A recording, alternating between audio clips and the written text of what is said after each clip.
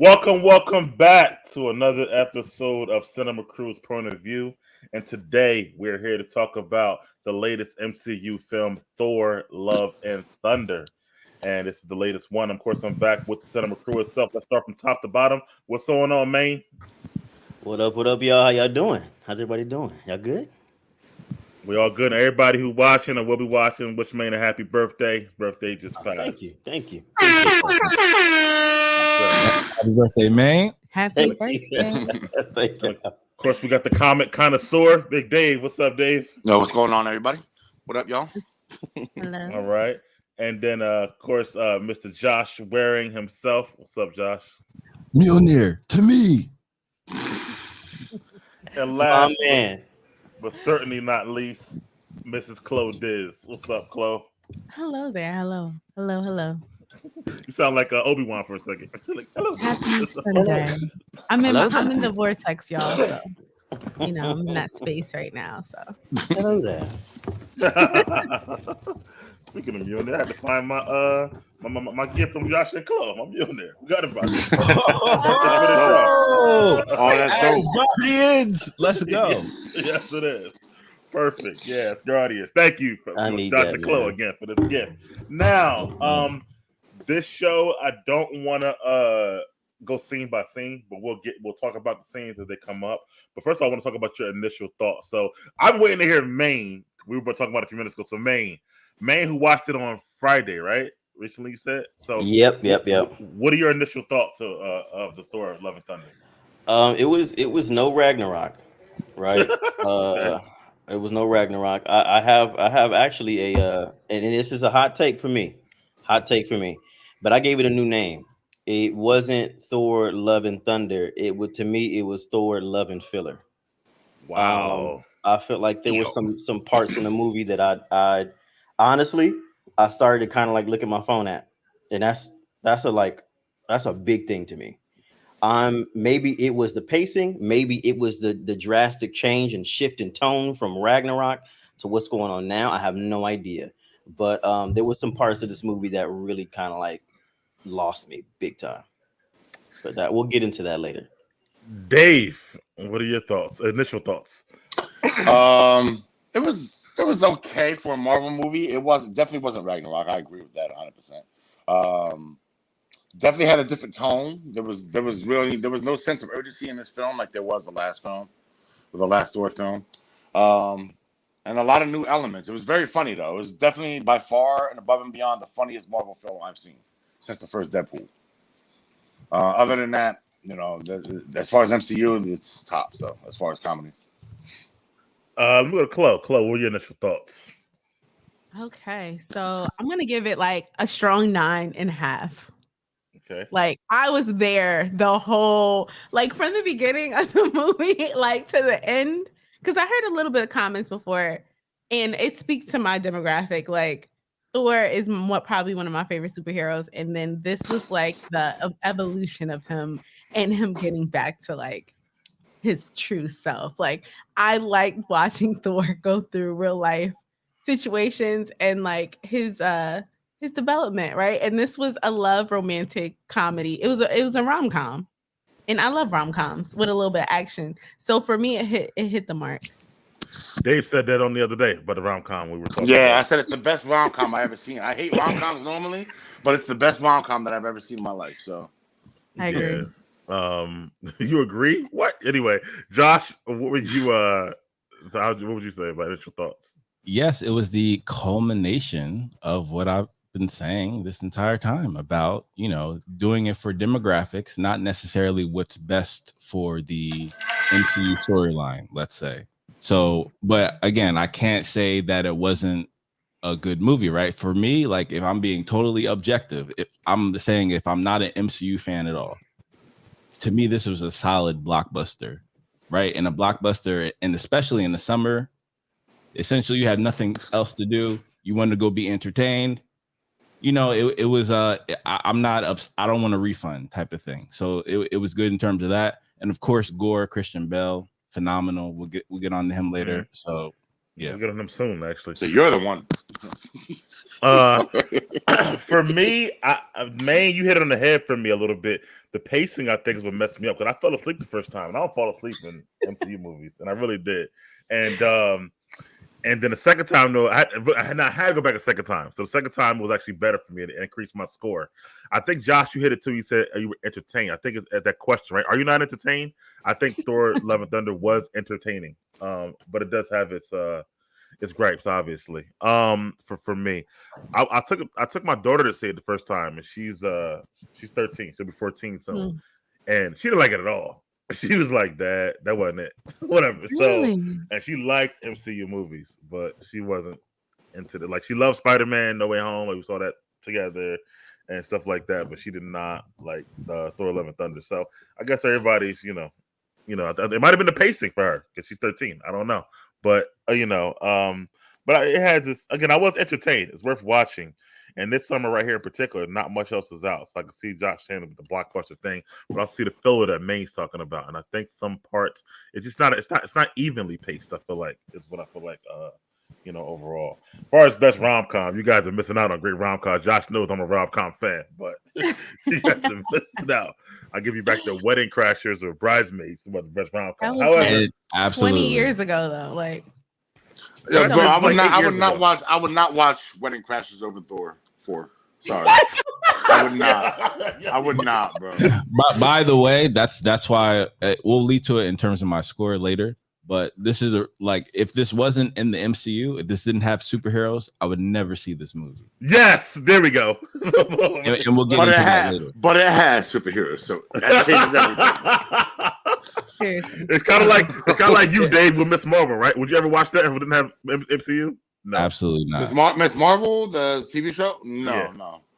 If it wasn't MCU connected, no. But that would be for a different reason because it's more of a kids show. So I would be like, that's something made for kids. Which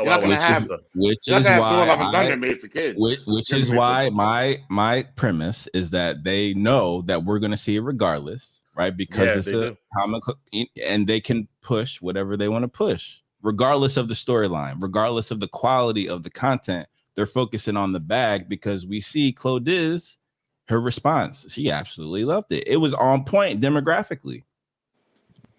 Yeah. Well, let's get into the movie and it's funny because to start the movie is to talk about one of the characters. So it's kind of kills two birds with one stone. So the movie starts, unlike any other MCU movie where you got like this whole title screen, it starts literally inside of Gore the God Butcher story. And, we kind of see what happens with him and losing his family and his daughter and with the other gods. But let's talk about him as a whole and his story. I'm going to start with Maine again for this. But Maine, let's talk about Gore. How'd you feel about Gore, his arc, his story, all of it there? Well, this story in particular had a really big I had a big tie to because I read the comics when they came out back in 2014, 2015, I believe.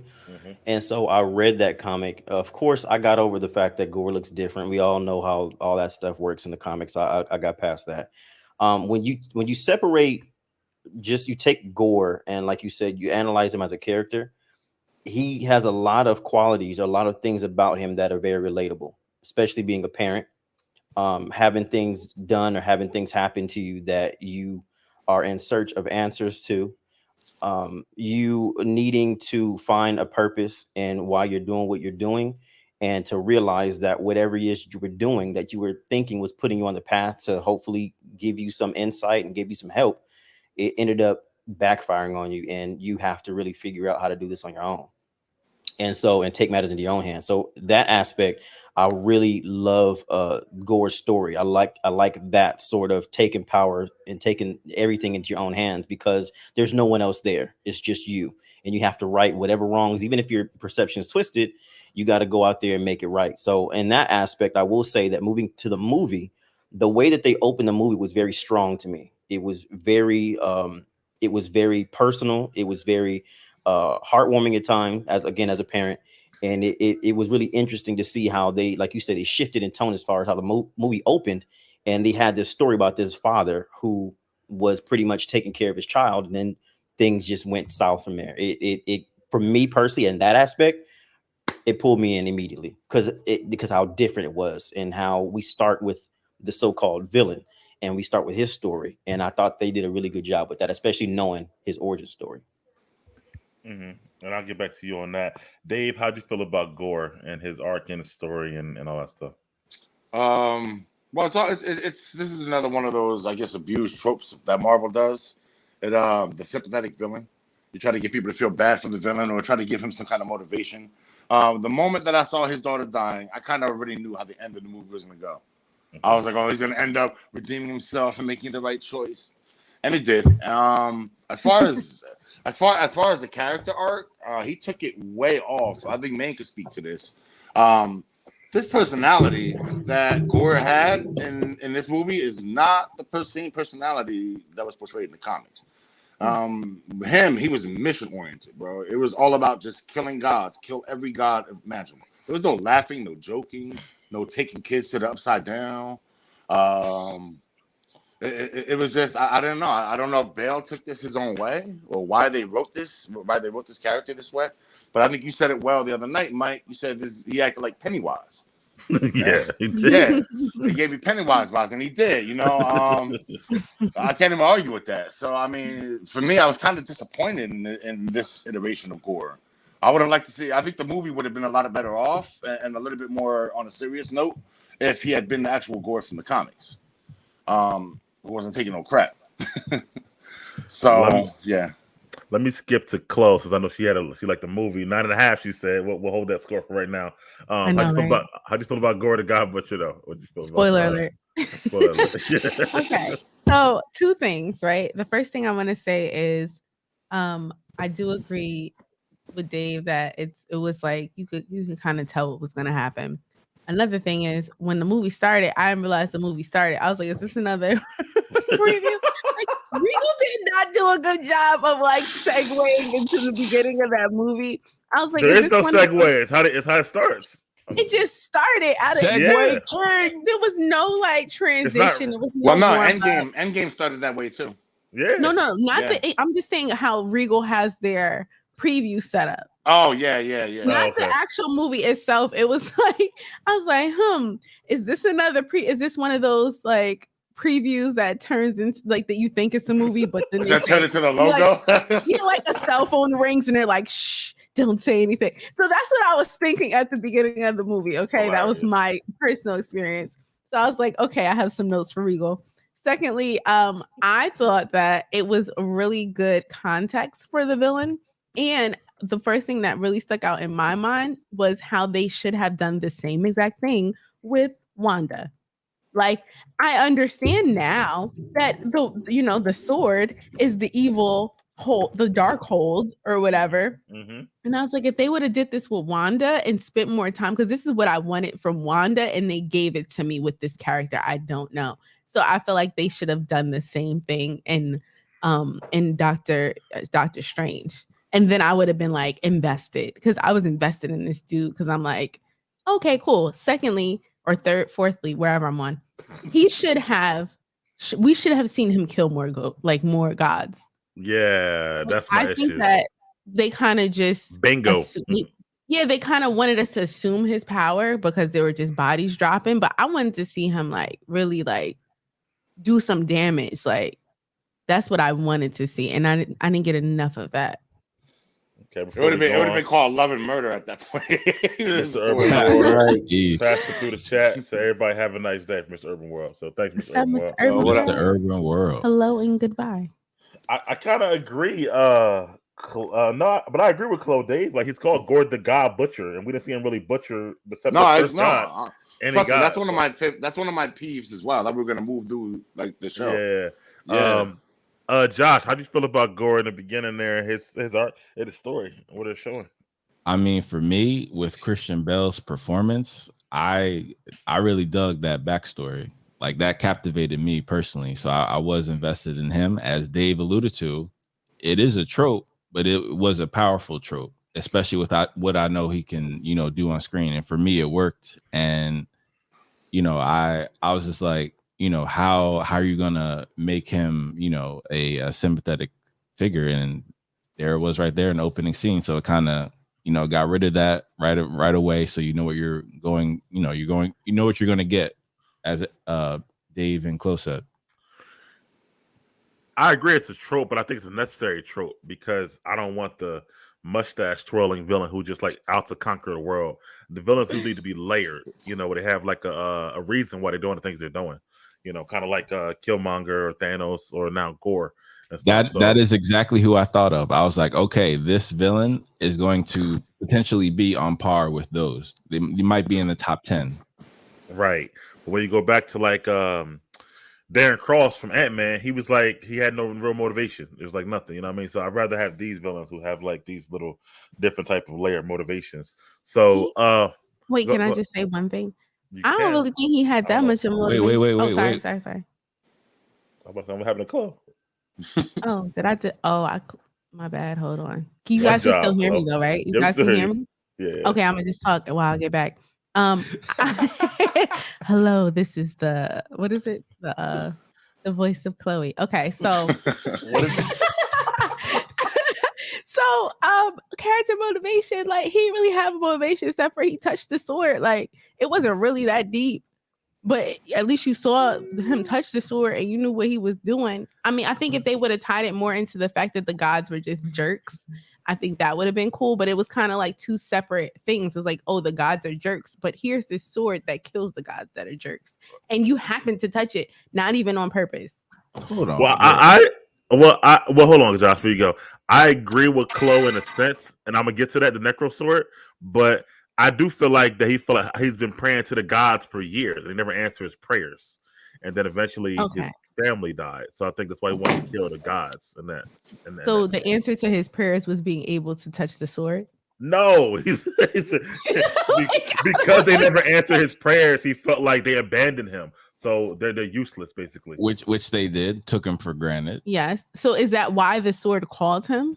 That's the problem, Chloe. I agree with you on this. It should have been just that, but the movie made it seem like the sword gave him motivation. So I agree with both of you. Yeah. Dark well, yeah. So wait, I thought the sword belonged to the dead corpse that was on the screen.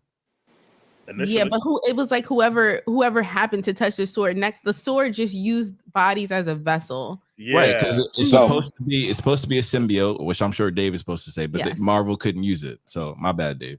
Yeah, no, it's all good. Virus. They alluded to that. That wasn't even the true owner of the guy who's laying there. Isn't even the true owner of the sword. Isn't it like both Chloe, like the sword used him as a vessel, but he already was mad at the gods? See, and that's what I wish they would have married that. It's like an assumption. It's like, could it be? But it's like, it's kind of like the dark hole. Like, did it call to Wanda or did she call to it? Or did she just happen to stumble upon it? So I think if they would have put that. I thought in the movie that he said the sword did call to him, and that's what got him to that oasis to begin with. But I feel like, oh, go ahead. Wait, mute. There we go. I feel like the sword only called to him because he was the only person available. Like if there was a room full of people and then it called to him because of how he felt, then I could believe that. You know, Chloe, that's a great point, but that's why this is why I like the scene, because it was a parallel. So the sword is opportunistic, which is what you're alluding to. Yes. But this was a situation where he could be opportunistic and get his vengeance against the gods. So for me, that worked. That played for me. That aspect, I understand how you guys feel, but this is what happens when Sony and Disney don't play nice. I think it's one of those things where it's all to interpretation, right? I think Chloe's right. I think it could be like, was the sword the one just using him as a vessel, or was it like the sword called him because he already was mad at the gods? So it's like interpretation, but they didn't spell it out well. To your point, Chloe, I agree. He got mad at them like in a split second, like. So I feel like if there was buildup, I could believe that the sword called to him. But because there was no buildup, it was literally like, oh, my daughter died. Oasis. I need water. Here's the god I love. He's a jerk. Oh, there's a sword. Now touch it and now kill all the gods. It just doesn't make sense to me. Like that was it makes sense, but I feel like they had an opportunity to make that more impactful and they kind of just skipped a little bit. The problem is that The problem is too that the sword was actually given direction. It was like kill the gods, and here's how you do it. That's what I was gonna. That's what I was gonna say. ahead. In terms of Josh's point, he's right. The sword is made up of a bunch of symbiotes. They're still leaving that open by giving the sword a voice and a personality.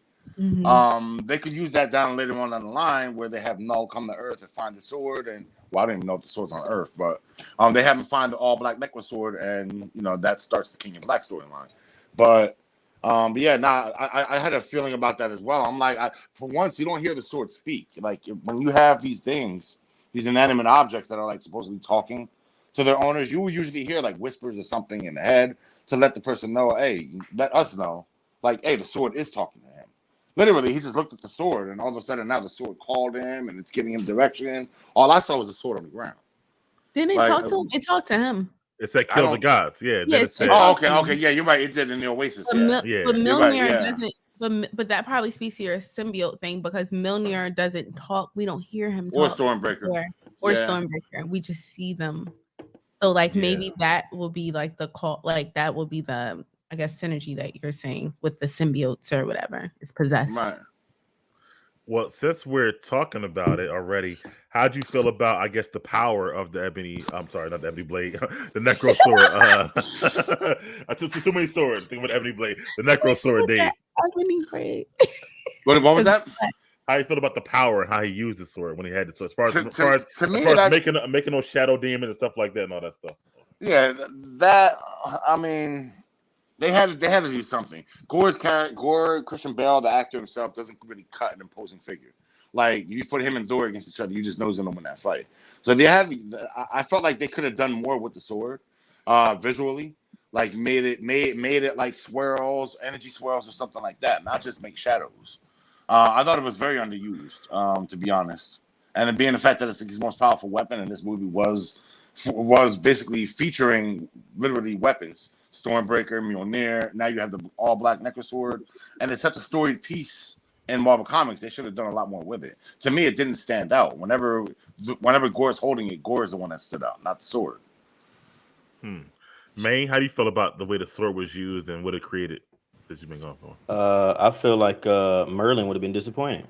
Because Merlin created the sword, so that's a little deep cut for y'all. I think he created the ebony blade. You might have mixed up. Oh, you're right. Ebony blade. He created the ebony blade. My bad. Because I was about to be like, man, my man Merlin be pissed. But man, I think that that the way it was used was okay. Like I mean, as far as a dark blade, you would think that of course you would be able to have some kind of darkened abilities, be able to displace shadows and things like that.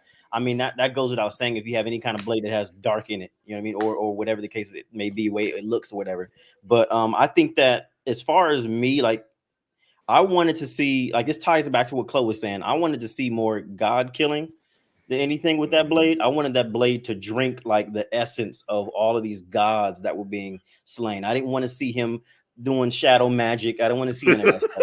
I don't want to see him taking people to the shadow realm like Yu-Gi-Oh! I wasn't interested in none of that. I wanted to see him like slicing down gods. And I mean, but the way he used it, I mean, it makes sense for, I guess, what Disney was trying to do and what they were trying to target and the people who would feel like that was a cool kind of set.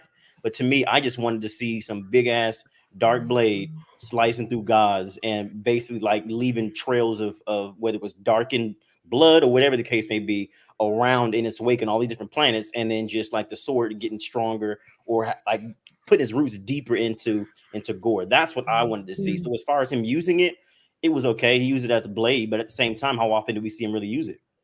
Hardly ever. Josh, while I read this text from E, how you felt about the sword and how it was used and stuff like that? I mean, to be honest, because I recently just caught up on Stranger Things, right? It reminded me a lot of Stranger Things. You have terms like the shadow and the upside down because it's very 80s, rock and roll, romance type of genre, right? True. So similar to Stranger Things. So you have all these, Dungeons and Dragons references and things like that. But at the same time, speaking, and we'll get to it later, but speaking, let's say in terms of imagery, you have the upside down being the inverse of reality. And, we'll get into that in terms of, color and whatnot. But Yeah, you know, to definitely main get some. point, to close point, and everyone's point, we wanted more of gore, right? To butcher some gods, kind of like how Butcher and the boys would do. We wanted to see that. I was ready for that, but it is Disney. We'll get into that as well with the golden blood, right? But we'll get into that. Yeah, well, I gotta ask you because either visually, how you like that? How you use the sword there? I thought it was different and unique. Like I didn't expect that. I guess like I expected what Maine was saying, but then they gave me something different, like with the shadow creatures. I thought that was pretty cool visually. It kind of reminded me. I see the direction they're going in with the horror type of aspect in these Marvel movies. They're like touching on it a little bit, and I thought that was really cool. Because I was like, wait, the shadow. Because at first I saw the shadows, and we've seen that in horror flicks, but I didn't realize the shadows were gonna like manifest into actual creatures that can do stuff.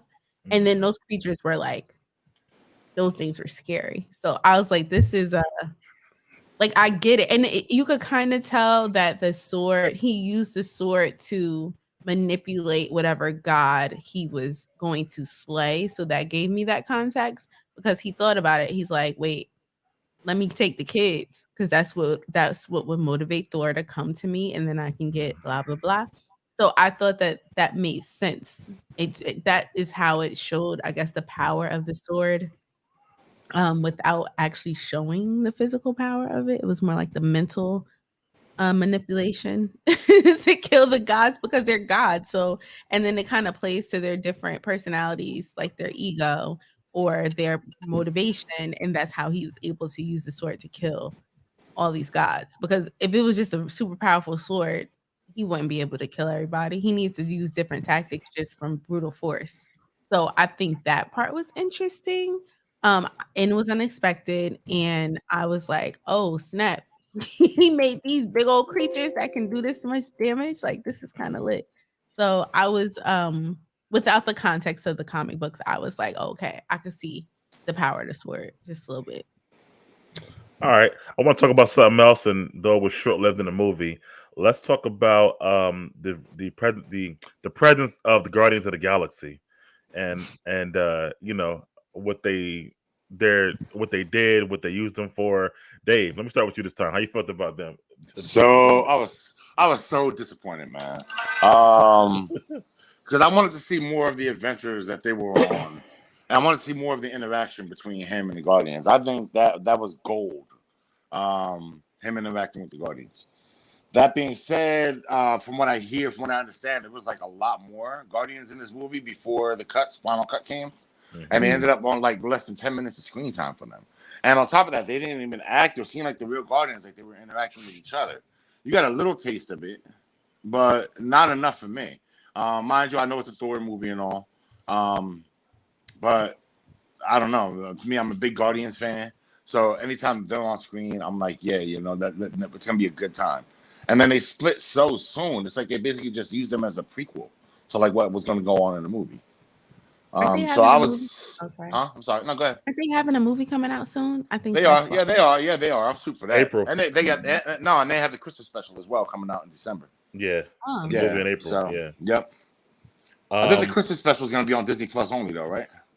Yeah, Disney Plus only. Yeah. Since we talking about the Guardians, before I move on, I'll talk about that first scene that they ran as far as the action piece with Thor. How'd you feel about that, Dave?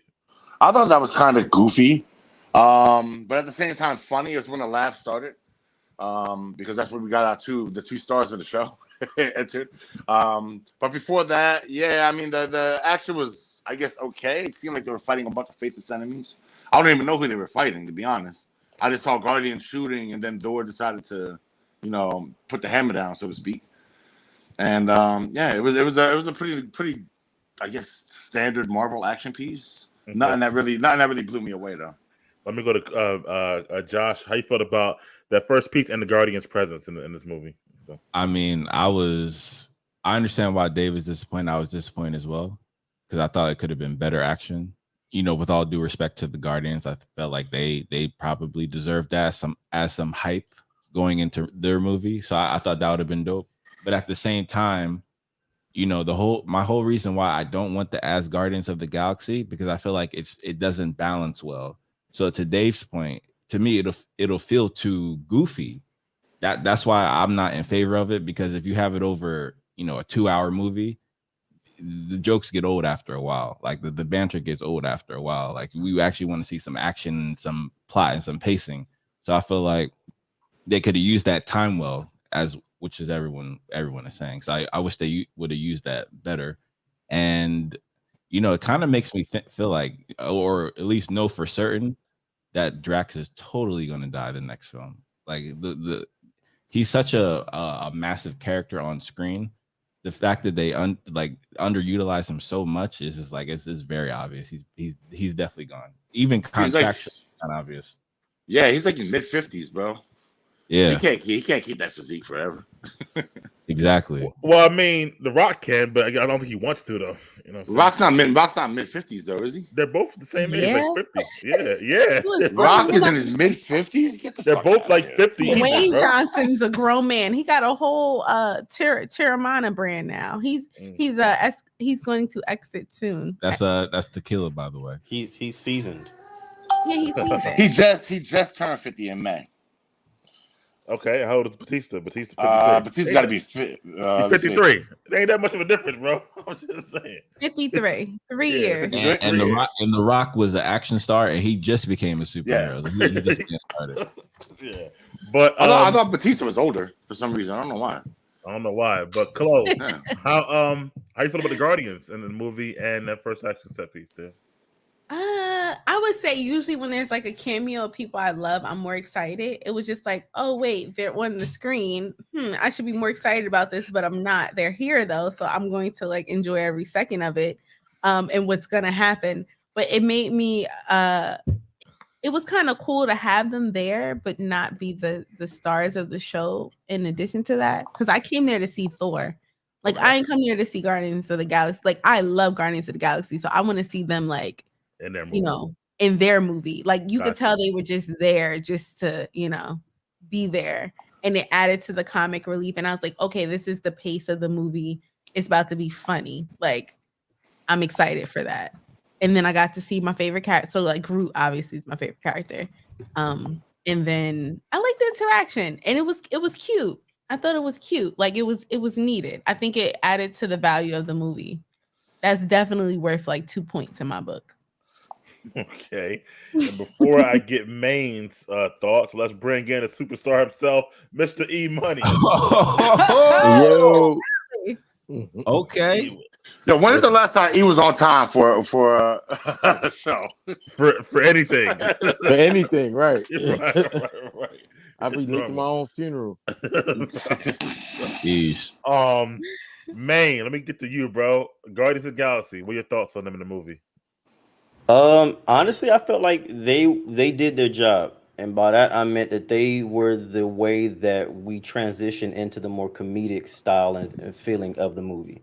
So they were like the transition. They were the ones that set the tone, and the interaction between them and Thor set the pace and tone for the rest of the movie. So I think in that respect, they did their job and they did it well. I'm glad, like Chloe said, I'm glad that they were supporting characters in this. They made sure to let people know that this was not as Guardians of the Galaxy.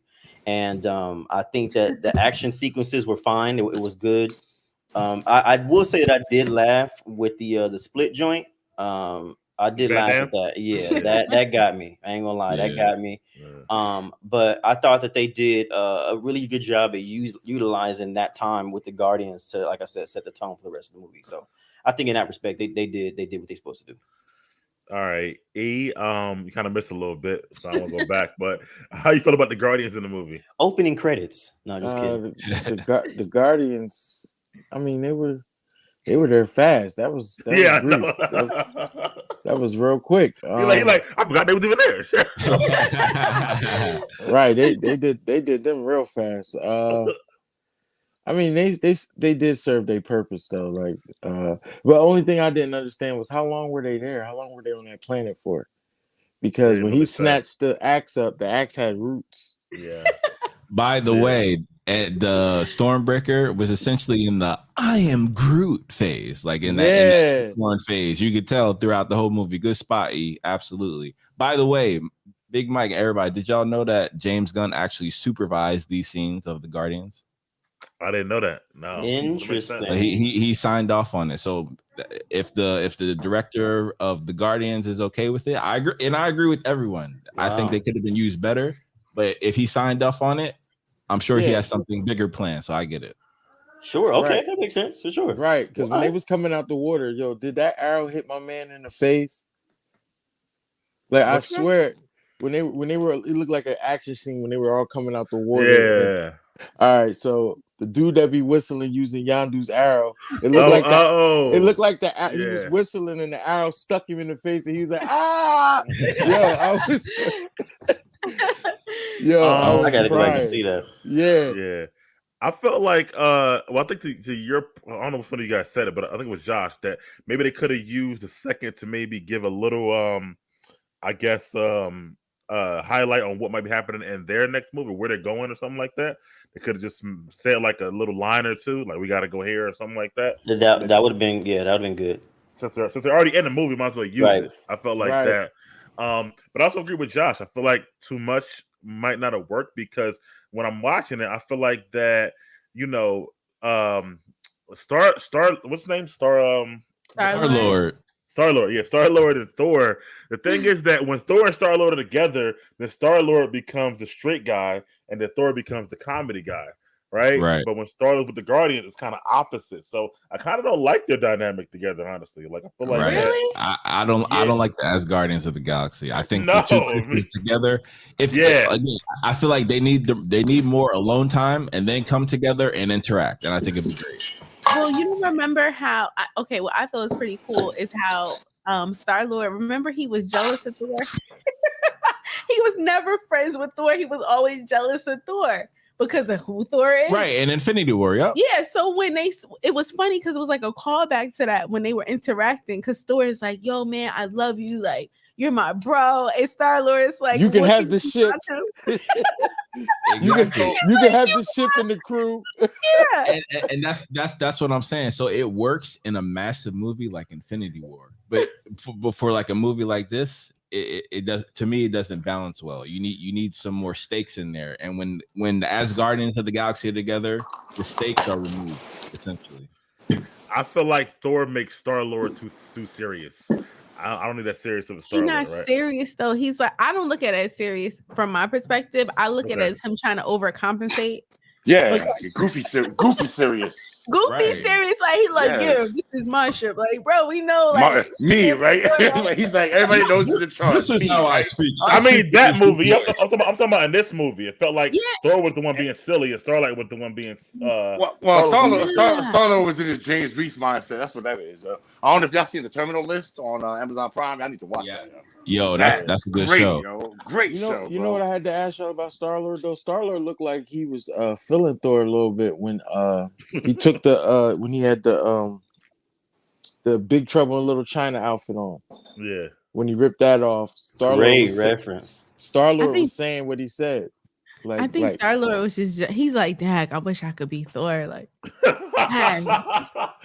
you gotta admire that. Like you have to admire beauty when you see it. Like, dag, like I know I'm not him, but dag, like I wish I could have his muscles or like something. Like and that's why he hates him so much. And that's why when Thor, I think, because it's funny because Thor really looks at him like he's his friend. Yeah. And Star-Lord is just jealous of him, and he like and ironically, stop massaging his muscles. ironically, to Close Point, it's really only Star-Lord who actually competes with Thor. Everyone else is, you know what, Thor, you got it. So that actually makes Thor insecure. So they're equally insecure in a very inverse parallel way. It's fascinating. And also to tie into that, I think that what also triggers Star-Lord is that when he looks at Thor, he sees somebody who mirrors him in a lot of ways. And so it also has him say, well, damn, like it can't be two of us like that. And I can't be like this. I can't be like this all the time, right? This ain't me, right? This is me. This is me. That's you. Let me straighten up a little bit. Let me tighten up a little bit. I think that's kind of how it was. Like that's what it was. Thor is a mirror to him. They're not exactly alike. No. But that was the dynamic. So he was like, clearly, he was exactly. like, there is Thank you, man. There is no balance in the force, which is why Right. it's good. It's good I in see like that. major Avengers type of Doses. movies, In but like doses. for like regular movies, like Multiverse of Madness or this one, nah, I'm good. Right. Can't Okay, be I two see that. alphas in a pack. Are you feel me? Well, Only let's one. yeah, only one. Especially when those alphas turn to betas in each other's presence. Let's move forward. Let's talk about we haven't talked about yet. The mighty Jane and Mjolnir. Like that. Mjolnir. And let's talk about Jane's story. You know, her the cancer arc, which is right out the comics, obviously. And then you know, stuff about her going to get Mjolnir, becoming Thor, and just her in the movie. Let me start with Chloe, you know, woman to woman. How you feel about Jane there? So. You know, it's so funny because I love how they did her. Like, she wasn't like the other one who's like big and brolic and stuff. Like, she was feminine. And are we talking about before or after? The whole thing, the cancer, Okay, the whole thing. So her and Thor's relationship to me is very interesting, right? They have a very fun dynamic with each other.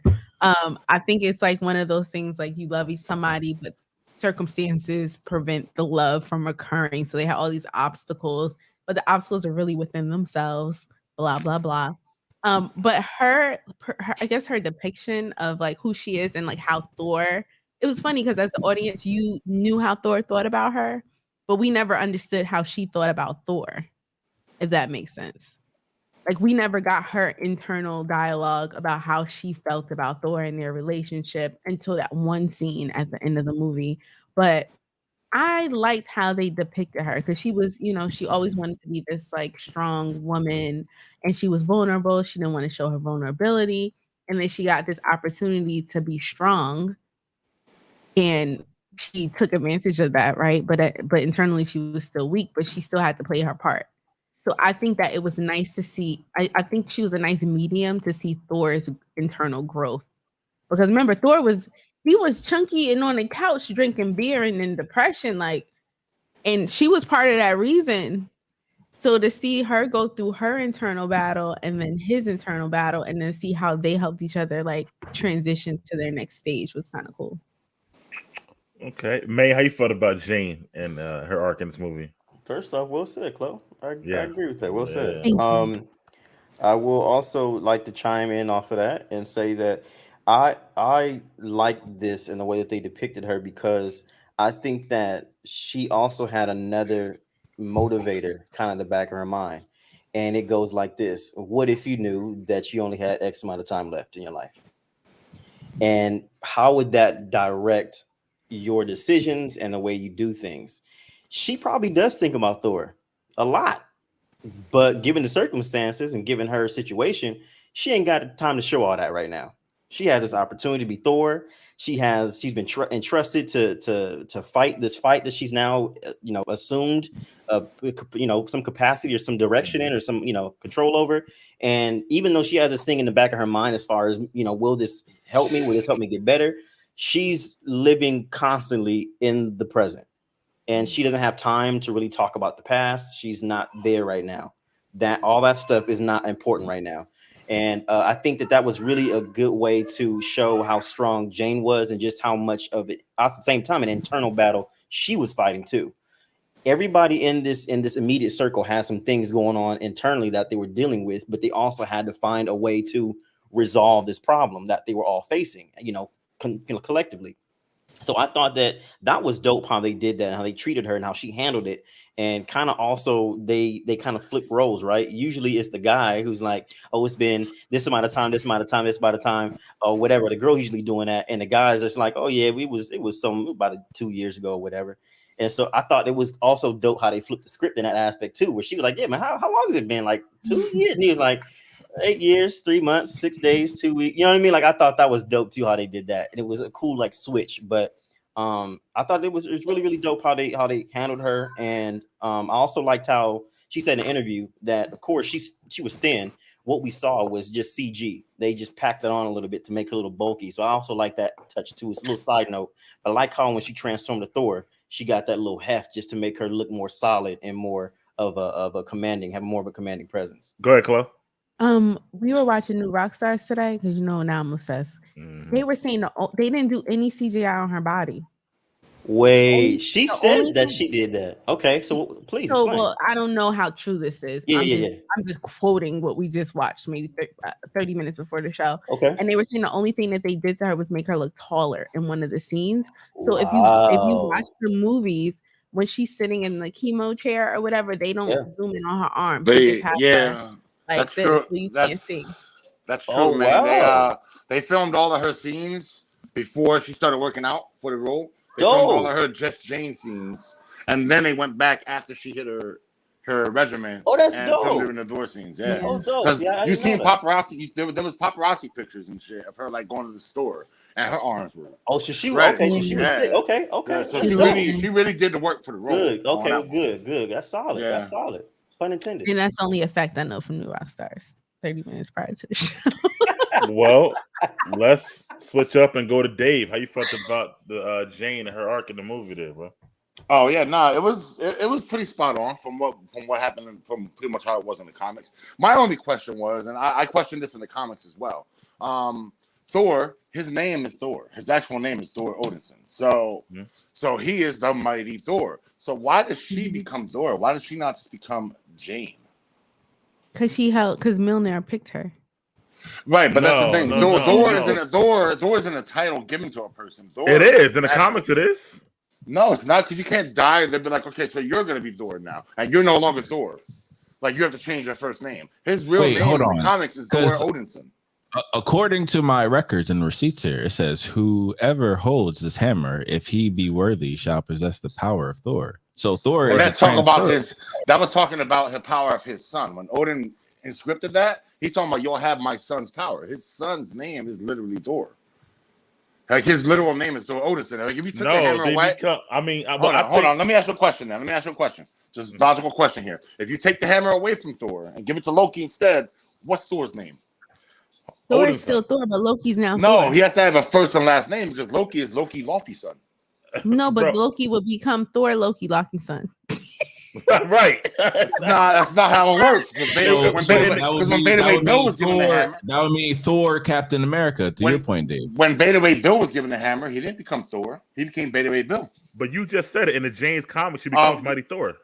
Well, this is what I was saying. I'm questioning from the comics as well as this movie. Okay. Like basically, this is it's like, yo, all right, Mike. I'll do it this way. Mike, say your pops was Odin, and he says now you're gonna be the mighty Mike. All right. No. So if you take the hammer and give it to your girl, she's not now the mighty Mike. I agree with you, Dave. Right, but remember you got to remember, in the comic books, Jane didn't want nobody to know it was her, so that's why she went by Mighty Thor. Mm-hmm. It doesn't matter. Jane is the most common name in the world, bro. Yes, that's like, they're gonna know it's Jane Foster. You got to be the Foster one. By the way, oh, Jane Fonda. And in the comic, they call him Odin's son in her comic. They don't call him Thor in her comic. Well, they would have to call her Odie Daughter, because no. I said no. They call Thor Odin's son in her comic. They don't call him Thor. They call him Odin's son only. Actually, well, I'm not talking about him though. I'm talking about, because that's it. But basically, his name. I guess that's why they did that. They don't want to get people confused, so they just call him Odinson. But that's not how the hammer worked. Basically, he's bro. You never said hammer.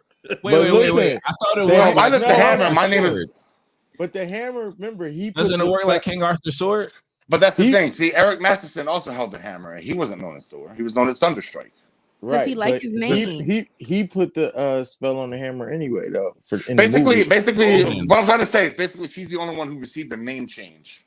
Because she wanted the name change. She made her own name. Like, when you become a superhero, you call yourself whatever you want. She didn't make her own name. That was kind of a McDowell's.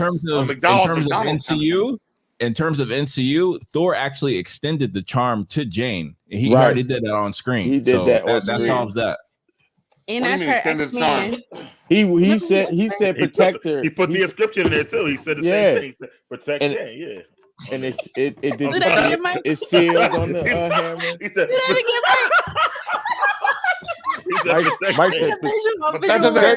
Mike said protect Jane. By saying protect Jane doesn't mean change your name to mine. Protect Jane and change her name to mine as well. Bro, you're obsessed with the name, but it's Well, but No, it's, I'm not. name. Bro, don't confuse obsession with just bringing something up. I just brought it up. That's all.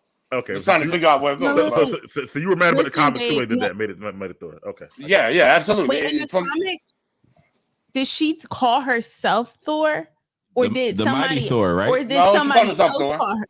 Yeah, so she named herself because that's her man. She like, oh, he Thor. That's like me saying, okay, I got Josh Powers now. I'm the mighty Josh. Like, How does that sound? Does that sit right with you, Chloe? It depends if it's like It clearly doesn't sit right with let me Josh. give another example. Yeah, of course it makes sense. Like, you know, it's like the Walmart brand, right? You can call yourself Walmart if you want. So my girl ever gets power, she gotta call herself the Mighty David. Yeah. Call herself the Great Value. You know what I mean? She wanted to call herself the Thor as her alias. Well, I see Chloe is using marriage logic because it is Mr. and Mrs. So Yeah, but that would be the last name changing, not the first name. So were you upset, Dave, that she also got his whole outfit too? Like, Yeah. I was upset about the whole thing. Here's what I was upset about as far as like how they did it in the movies, right? Go ahead.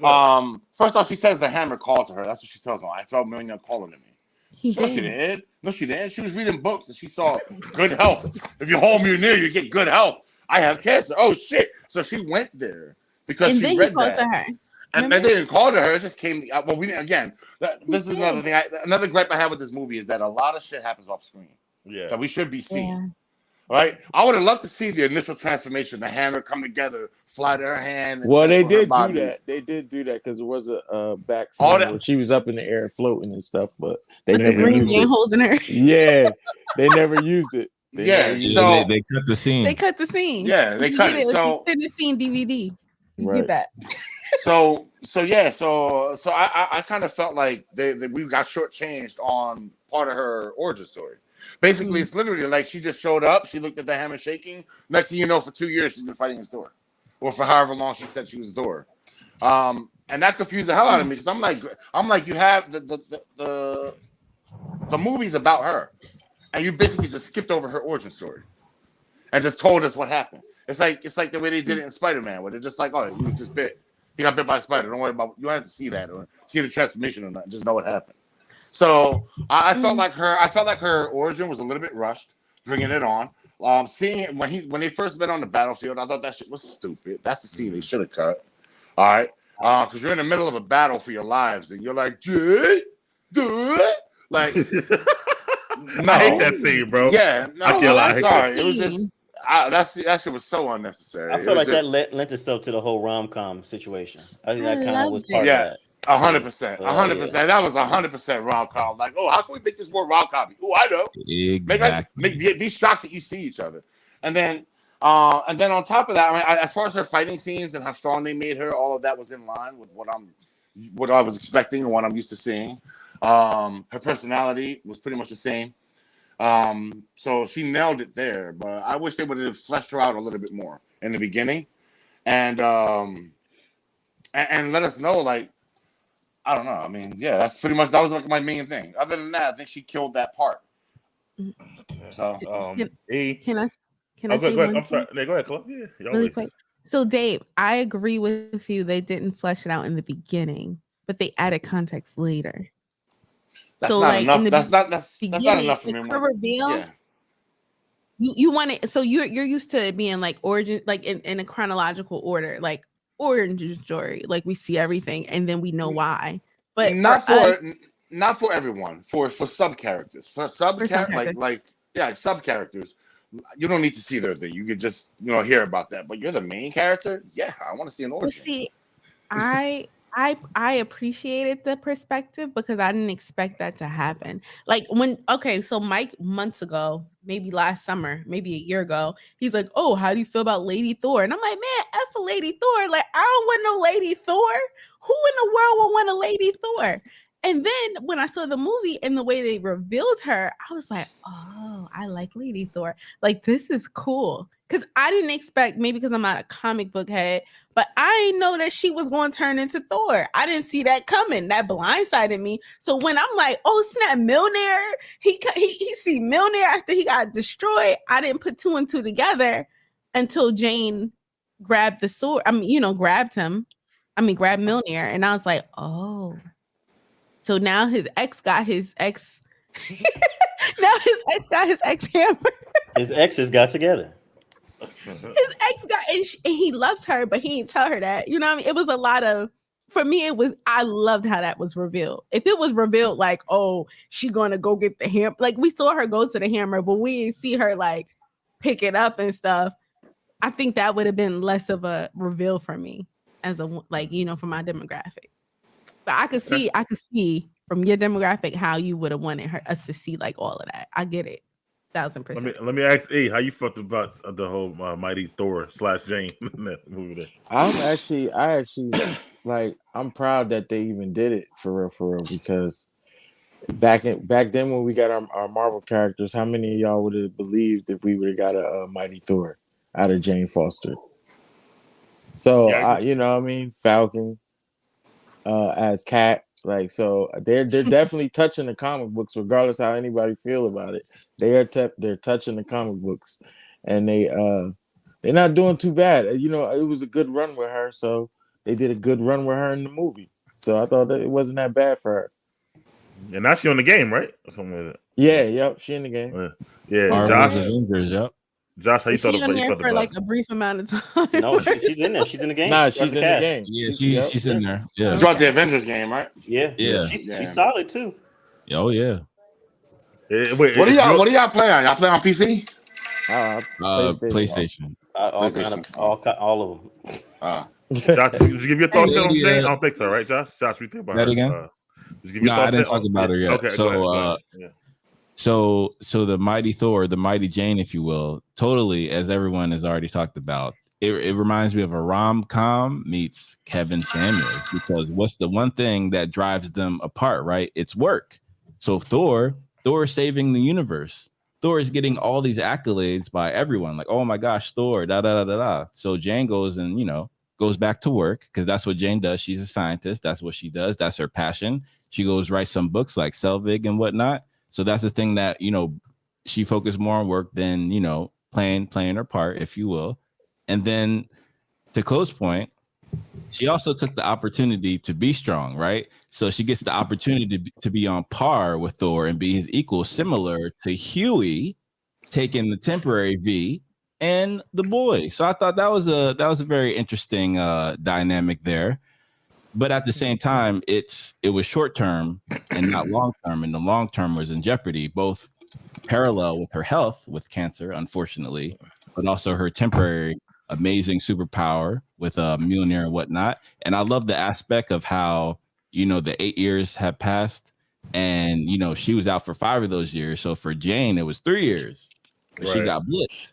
So I love that detail, and I love, and this add-on detail. I love the aspect of Valkyrie totally pimping out New Asgard, right? Totally commercialized it, you know. And I love the details of Mjolnir. Hold on. I didn't get to Valkyrie yet. We'll get to her next. Yeah. But with Jane, you know, it's not only the time thing with the blip though, but also, you know, with Thor living 5,000 years or whatever, 8 years is like not even a year for him. So it's kind of weird. 1,500. You see that time match. Like, imagine. Explain that again, because he didn't feel all them 8 years. He won't feel it like we would feel it because he lives for 5,000 years. So yeah, he's 1,500 right now. So he's very young. He's very young. He's like a teenager in Asgardian years. So right. So them 8 years is really like maybe 30 days, like a month. Right. Yeah. Don't feel it. That's why I always looked at that though. So good. If somebody was just beating his ass for 8 years, I think it would feel like 8 years. I don't know though. I don't know though. Like, who can do that? What force in the universe can do that? Like, I say that all the time when people be like, "Oh, 2 minutes ain't that long." I'm like, "Yo, let me put you in the sharpshooter for 2 minutes. See how long that is." Nah, like time is subjective. Time is subjective. Yeah. Well, you know, I think I agree with you, because the way that it was portrayed, them 8 years really to him felt like 8 years because he was without her. Yeah. So I think that he actually felt that time. That's what I was also trying to figure out as well. Is their breakup? Sorry, not to cut you off, man. But their breakup, when they had the little breakup flashbacks, right? Uh-huh. When was that? Was that after Thanos? Before Thanos? No, it was after Age of Ultron. Yeah. Right. Before Thanos. So it was between Age of Ultron and before Thanos. That's when they broke up. Yes. Right. Okay, got I it. just was want to know evil why when the he was sharpshooter, dog. I'm trying to figure out why the sharpshooter. Call of Duty. You ever been in the sharpshooter, bro? That shit is painful, bro. I had older brothers. Yeah, I had older brothers, or so the walls of Jericho. I get it. Yeah, I Wait, think what that- is that? Can you It's a explain? wrestling movie. It's a wrestling movie. wrestling You know, submission. Oh, it's the Yeah. wrestling. Oh, y'all talking Yeah. WWF stuff. Oh, Yeah, so that's why, yeah. like, why did he go straight to that? Like, Oh, like, you used because to do that. 2 minutes is subjective when you're what you're doing. Like, When think you're about it. catching If somebody said wait 2 minutes and I'm gonna give you $1,000, 2 minutes seem like this.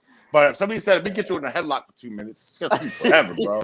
I It's a agree with long that. 2 minutes. But no. I agree. I agree with that because if you're hungry and got food in the microwave, you walk away, you don't feel it. But if you watch the microwave, it feels like fucking forever. And shit like that's what it That's is, true. right? Time is subjective depending on what you're doing. But For Thor, it could have felt like 8 years. However, though, if I got another 4,000 years left, it's going to change the way that I felt about that because it was like a small part of my life at that point.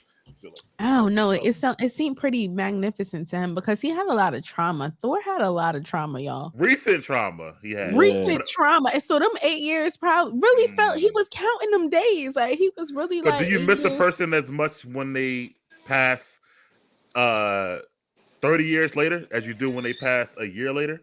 Something like that. It depends on the person. Mean, it depends on the person, bro. Yeah. It's kind of like you not like you forget, but that same type of feeling is not there. Yeah, pain is not there. It's different. So I'm saying he ain't just lose one person. He lost like everybody and his girlfriend. Like how somebody broke up with him and then he lost everybody. Like yeah, that's true. So it was just trauma after trauma after trauma. But at the same time, to Mike's point, and we'll get to it later, they'll all end up in the same place eventually because he is the Asgardian. So we'll get to that on a new show on Disney Plus. And if they die in battle, and also Chloe, you're right because she left a letter. That's fucked up to break up with somebody with a letter and then leave. So not the old Dear John. That's the Dear Thor letter. She left him a letter, but then she said he left her. I was confused at that part. Remember? Yeah. It was all about pretty much saying that Time who checked out first. Right. So who checked out? So if you were out there doing your thing and I'm here and you never come home, did you leave? Or when I decided to write that letter and you finally came back and I wasn't there, did I leave? And I think it's just like that's kind of like how it was. It's just I don't know. But like, I get what you're saying. But yeah. I guess we both left and got left. I was like, okay, that's the logic, Thor. All right. But back to Jane, I did like the way her fighting was. I like the way she was portrayed. I was actually very pleasantly happy about everything with her. I thought I would at first, but I was actually very, very pleasant. I thought she didn't overshadow Thor, stuff like that. Why did you think you wouldn't be? I thought they might honestly. At some point, I thought they might have been setting up to kill Thor and have her move on as Thor, stuff like that. Yes, absolutely. I totally agree. Yeah. So I didn't, and I would have been so fucking mad about that. And we see why Hemsworth stayed by the casting. Let's say we'll get into that later. Yeah, and that's some issues I got too. But let's talk about Valkyrie, and I'll go back right to you, Josh. You were already talking about her. How you felt about King Valkyrie in this movie? Yo, Valkyrie is bored as hell. Yeah. Right? Like she again, like I said, she pimped out New Asgard, excuse me, which I thought was great, right? And totally commercialized it, kind of like how they do Jurassic World and the new Jurassic World. And I love how, Mjolnir is broken into bits or essentially diamonds, right at the spot, and no one can move it. So they had to move the actual land. And it calls back to the aspect about lifting Mjolnir in the elevator. So I thought that was a great callback. And in terms of Valkyrie, like she's totally, she's an Asgardian. She's lusting for blood, right? She wants to battle. She doesn't want to be king, right? She's a Valkyrie. Right. That's one of the reasons why Thor gave it up. Like it's all politics. Those are all the things that Loki loved, but it was people like Thor or Valkyrie who are probably better leaders who want to do more good, but they actually rather be in battle as opposed to actually being a politician, essentially. So I thought that was a great dynamic to show. Mm-hmm. Chloe, how you felt about Valkyrie in the movie, and also her relationship with Jane and stuff like that? We thought about that, and Thor, I guess. Do I have any feelings about it? I would say it was a little forced. Okay. Like, what's her name? King Valkyrie before? Mm-hmm. Yeah, she was I always don't remember that. I didn't remember that. Oh yeah. I like that she was an Old Spice commercial. That was kind of funny. My favorite. I wasn't really thinking about Valkyrie. I was more. Valkyrie was just an extra person. Like I Really? I liked the Rock Man more than I liked her. We'll get to her. It was just kind of forced. And then like I love the fact that they turned into like an amusement or a tourist center, especially when they did the play. Yeah. I think I was cracking up in the theater. I was the only one laughing, but I didn't care. That was hilarious to me when they did the reenactment with the glitter. With Matt Damon and Melissa Luke McCarthy. Hemsworth. And Sam Neill. Yeah. And Melissa McCarthy. Mm-hmm. I was Melissa McCarthy too. Yeah. I said no, they didn't with them bad special effects, and I was like, "Yo, this is funny." So that was funny to me, and then the fact that she was like running a business, like I didn't realize that they were all really Asgardians there. Mm-hmm. Yeah, I didn't. That didn't make sense to me till later on when they took the kids and they were like, "Oh, you guys are Asgardians." But like, it was. I thought it was a nice little touch to it, but she didn't really. She wasn't necessary. Like if she wasn't there, I don't think I would have missed her. But I do like, black representation, I guess. But yeah, my demographic still wasn't hit. I'm still waiting for them to hit like black women. Okay, well, you better get it in Wakanda forever. But Maine, how you felt about Valkyrie in the movie? I kind of, in a lot of ways, I felt similar to Chloe. I mean, we did get a lot of her in Ragnarok, which was somewhat in Ragnarok, which is cool. I felt like she was also a decent supporting character. She had her moments. But also, like Josh said, Valkyrie is mad bored.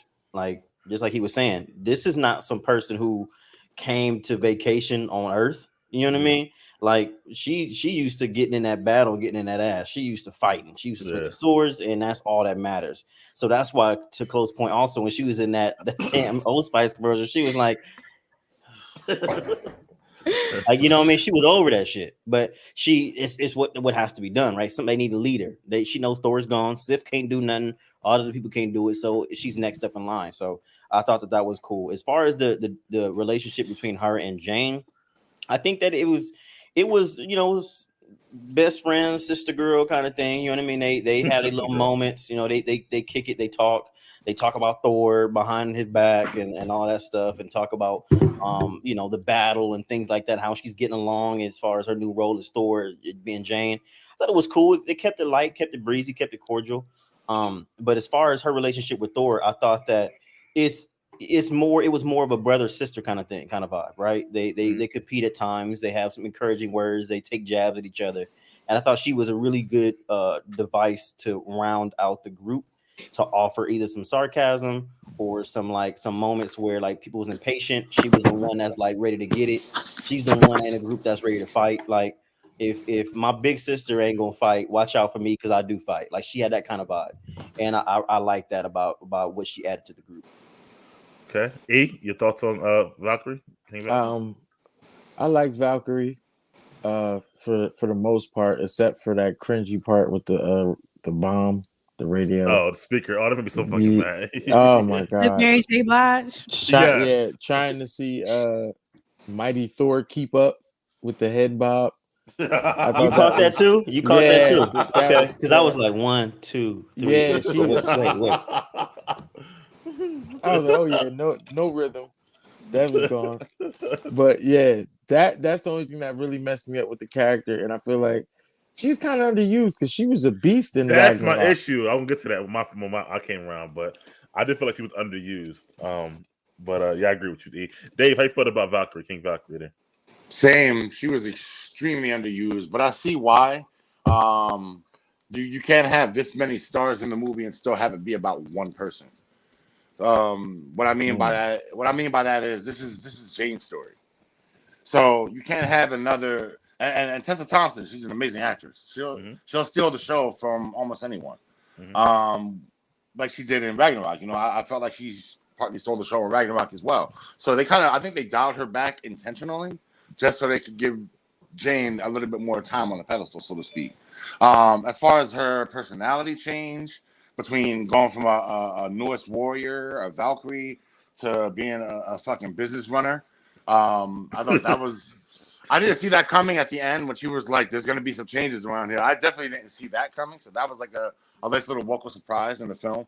I love the fact that all the shops were like themed accordingly. Like they had the ice cream shop was called the Infinity Cones. Yeah. Yeah. was So fire. I like that it was MCU themed in accordance with their major battles and shit. I would have loved to see the Grandmaster show up at some point because He I shot thought he scenes. was gonna be, huh? He I know, shot scenes. I know, Yeah. but they didn't use them. Well, I guess we'll get that was in the deleted scenes. Yeah. I would have loved to see Apparently, him show up somewhere in there. Him and Cersei from Game of Thrones, and the guy who made Stormbreaker from Game of Thrones. Yeah, Peter Peter Dinklage. Yeah. Yeah, apparently they all shot scenes for the movie. It's not in the movie. So Wait, who the hell was Lena Headey though? I don't know, but they got scenes in the movie. I don't know. Honestly. Oh yeah, she was. Yep. Yeah. I can see her being in the show with Emilia Clarke. No, I wonder what character she would have played if she was on screen. I wonder if That's she was interesting. gonna play. He might have used her voice too. O'Hara probably. Yeah. Well, Hercules' yeah. mom. Oh yeah, I didn't think that Valkyrie had enough screen time for me. I actually like her character, so Yeah. I think they should have played. If they gave us the trope of her hating her job, like Josh said, and she's bored and wants to fight. I think they should have played more into that or showed more of that. How much she misses the fighting and stuff like that. I think they should definitely give her more screen time. I thought that this some of the movie that she was just too she's very nonchalant always, but sometimes a little too nonchalant in this movie. But overall, though, I would just say she's underused. That's the best thing I can say about it. I wish I just saw more of her. But I did like the part when she came out in the beginning to fight Gore and his mom in her pajamas. I thought it was pretty dope. How they did that shit. She had the horse on and shit or whatever already. So She said you can get it when I don't care if I got a robe on. Yeah, let's get it. And she already had the spear. Told him like, "Yo, so we grab the spear by her house in the Ready. bedroom and shit like that." Ready? She couldn't wait. Right. Wait. That's what I'm saying. Her gun under the pillow. Go ahead. Right. She got a spear. Right. She had the Pegasus and a damn spear and shit with pajamas on it. I thought that was pretty cool.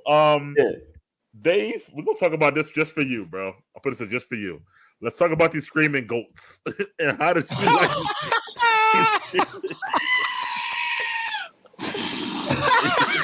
That's it.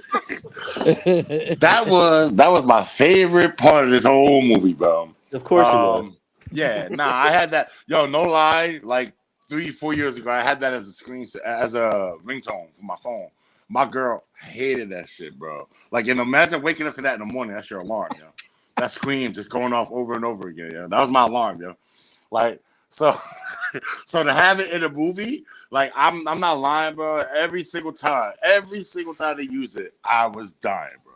Like, for the first time they showed the two dudes like trying to get rid of them. They're like, you have to take these goats as a token of appreciation, but you must take the goats, bro. And then every single time, I think that they used that gag in the movie was perfectly placed, yo. That's what made it so funny. It was like when they showed up to the planet. What is it? Omnipotent City. They showed up to Omnipotent City and stopped. You hear that? Ah! Like, bro, it's just. I don't know. It was just they were the stars of the show to me, man. If they went back and renamed this movie Two Screaming Goats, I'll still go watch that shit straight up, bro. Hilarious. Yeah, that shit is funny, yo. Just for you, Dave. Man, any thoughts on these goats? They got on my damn nerves. Mine too, bro. They got on my damn nerves, bro. I'm not gonna lie, mine too, bro. Bro, What? They got. Listen, bro. Listen. I love music. I love loud things like that. I love all kind of loud sounds. But there's certain things I just ain't got time for, and that shit right there was one of them. High on the list, high priority. No, Right. But I will say this. The one scene that I did actually laugh, I got a good chuckle out of, was when the goats one of the goats was being walked off by my man Drax. Yeah. He was excited. I love these things. Like he thought he was like excited. He loved them, and he was just like a kid. And he was just that part made me laugh because I was like, only of course Drax would like these motherfuckers. Of course it'd be him. But other than that, man, couldn't stand the damn things. If it were me, we would have had lamb chops next scene. Yeah, they must have lasted. They must have lasted like 2 minutes on the shit. We would have had some curry goat for real. Next scene. And when you kill him, when you go to kill him, it's gonna be that scream, bro. Next scene. No, because I'm hitting him right in the throat. Bow. Listen, we'd have some curry goats and rice and beans. I mean, next scene. Next scene. Red beans and rice curry. And that's how the go ahead. Go ahead. Actually, that's why that goat scene, the one goat part, best goat scene for me was when Thor said, "Oh, we can use them for meat and all that." That shit stopped. You see that shit stopped real fast. Killed all that. Immediately. Killed it. That's all you had to say. Yeah, we can use it for meat. And my eyes started wandering. I was like, yeah, no, that's funny. Motherfucker shut right up. Let me ask Josh, did you enjoy the goats as much as Dave did? Man, listen. Once you see him, you understand immediately, especially since we know Taika Waititi. Yeah. Comic relief. So it went from like actually enjoying it to Dave's point to instantly like this. Stop shouting! I'm not deaf. I'm not deaf. Yo, it is so piercing. Like it pierces your eardrums. Like it was that deafening. It's like, oh, I have to look forward to this for the next 2 hours. I was like, oh. yes, no, bro. Chloe, let me ask you. Did you like the goats, the screaming goats? Can't hear you. Hello. Okay, there we go. They were alright. They was alright. Okay, good. Yeah, I was after the first 2 times, I was okay, I'm done. But apparently Dave loved it every single time. So it was I want more too, man. They need to have them in like almost every movie. No. In order for that to make me laugh, I would have to go into it thinking about it like a Pineapple Express, and I would have to go in under the let's say under the cannabis in order for me to find that like funny. Me personally. Not the. Oh man, the first time I seen it, I was sober. Second time, I was way under the cannabis. That shit was even funnier, bro. I bet it was funnier, bro. Woo. Well, I'm sure E was high watching it the first time. He ain't like it. Right. Every time. That shit started getting too much. I was like, all right, man. Especially when they crashed into that moon. That was hilarious. That part was hilarious. I ain't like that. I think that was the only other time they said that too. Nah, that's supposed to be a serious time, and they want to. Because they crashed into it. They thought it was bigger Well, than it was. they used that gag to break up a lot of seriousness in the movie. That's the issue. Like, yeah, but that's a comic relief. That's what I'm like, oh, bro, man. you're at a it's a rom-com. Bro, no. You can't have all this seriousness. That's my point. But this is my point. You can't have all that seriousness in a rom-com, right? So with Thor, and I feel like we'll get into this later, sometimes Taika Waititi kind of makes him a buffoon. Like, I understand Thor isn't the brightest. I get that, but he's still smarter than most human beings. You get me? So sometimes when he's a little too goofy and a little like, oh, I don't know what's going on here. Like, dude, where's my car? You're not that stupid, Thor, respectfully. Bro, the reason why rom-com or comedies work because there's not life-threatening situations happening. In this instance, they're killing all the gods and James dying from cancer. So to add that, it doesn't work. Shit like that. Because at that point, if you focus on those two things that you just said, is it still a rom-com? No, it's not a rom-com. Okay, but so I don't want the comedy. He set out to make a rom-com. This is the calm in the rom-com.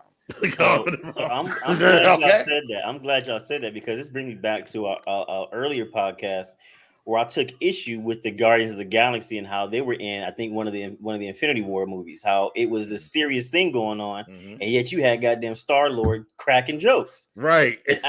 Well, Iron Man had cracked jokes for 20-something years now. In this situation, because of the gravity of the situation, the severity of it, you got gods dying, Jane got cancer, and you want to just spam a soundboard all goddamn day? Bro, you had New York in ruins, okay? And Iron Man's in the street calling people Squidward. Bro, that's nobody ripped Iron Man for that shit. Nobody was like, Iron Man's too jokey. Sorry. Oh no, I was saying it's not as serious as everybody trying to make it out to be. They deal with the world almost ending every day, so it's like, why wouldn't you? These goats don't know that. Like, they just screaming. Well, I'm just saying, period. Like, I'm the type of person, if something bad happened, I'm gonna find humor in it because it's something funny that's happening. It's just you gotta look and see what's happening that's funny. So I appreciate the laughing in these traumatic moments because it's like, bro, it's not 100% traumatic. Like, it's always gonna be something funny. It's like the yin and the yang. But it's the dichotomy of the two. It's the dichotomy of the two, man. What I'm saying, a dichotomy is good, right? Because that's like Ragnarok. What I said to you, which is more like a 50-50. This is more like 70-30. I felt like it was just too much on the comedy side. And it was like a rom-com instead of a rom-com. I disagree, Mike. It was like they cut, to Maine's point, every single serious conversation or serious moment with the joke right afterwards. You got to be able to be funny. But I understand what you're saying. But at the end of the day, this is why I'm saying I would never see this movie if it wasn't in the MCU. Let's not forget this movie is in the MCU. Correct. We need some vision. We need some where are we going? Where's our heading, Captain Feige? Where are we going? So again, I'm gonna be patient because I believe in him. However, from what I'm seeing right now, lots to be desired. Hold on, Josh. Imagine you were in the room. Hold on, real quick, Dave. Imagine if you were in the room and you just found out, hey, your whatever, mom, sister, uncle, aunt got cancer with the family, and then somebody starts telling jokes and shit right afterwards. Like literally at that moment, it would destroy the whole tension, the whole thing of the family. But that's the thing. Like, it depends on the family. Like, I'm like that. Like, if somebody. We laugh at funerals sometimes. Like it is what it is. Like, but they already died. They've been dead for a week already. This funeral. We talking about at the moment you find out. That's what they did in this movie. It was like I don't know. Some people in the world are like that, Mike. Some people in the world deal with their depression or anxiety or fear with laughter and levity. I guess it's not a lot of people. It's not a lot of people, but it does happen. I guess the point that we're making is that when it's predictable humor, that's the issue. Like there's so many creative ways to have humor in the moment, which is the brilliance of Ragnarok. You have humor in the moment. You don't have like, oh, this is a gimmick. Like if I'm comic relief of goats, that's a gimmick. Like for example, I was hospitalized for like 5 days 3 years ago, man. I had my boys come up there laughing, telling jokes and shit. That's what I needed. I didn't need them in there. Bro, because you were already in the hospital. Imagine when you first called them and said, "Yeah, I'm about to die." They're like, "Ha ha ha!" Let me say, but it's not joke. That's what Thor was. It was like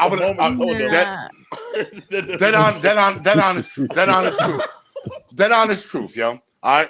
When I called my boys and I told them I was like, "Yo, I'm in the hospital." You know what my boy said to me? What? Who ripped your asshole open, yo? You fucking big bitch. That was the first joke, the very first joke, and that shit had me laughing. And then after that, we had a little serious few minutes, but yo, I hang out with jokers, bro. Like, I'm not a clown myself. I love to laugh. I love rom-coms. However, I just felt like when these seriousness in these moments. That's the thing. That's the thing. Yeah, I mean that's each their own type of thing. I think Chloe. I think there's a level you can stop at. I think Taika went just a little far. I disagree. With the goats, it got to the point where it was annoying for me. Yeah, I in terms of the experience. How many times did they scream in that movie? 7 times? Like 7 or 8, maybe more, but at least that's not a lot in a 2-hour movie. 5 too many. Right, exactly. Whatever the number, too many. Bro, that's not a lot in a 2-hour movie, man. But like, I also feel like they put you in a position of Thor. Like he could. First of all, you gotta remember where these goats came from. He destroyed their sacred land. Okay, and the champagne glass. So it's not like he could just return the goats or say no thank you to the goats. So he was also annoyed with the goats. So it was like, as an audience member, he loved the goats. He definitely wasn't annoyed with the goats. He was annoyed with the goats. He wasn't. No, I gotta disagree there. If he was annoyed with the goats, he would have just got rid of them.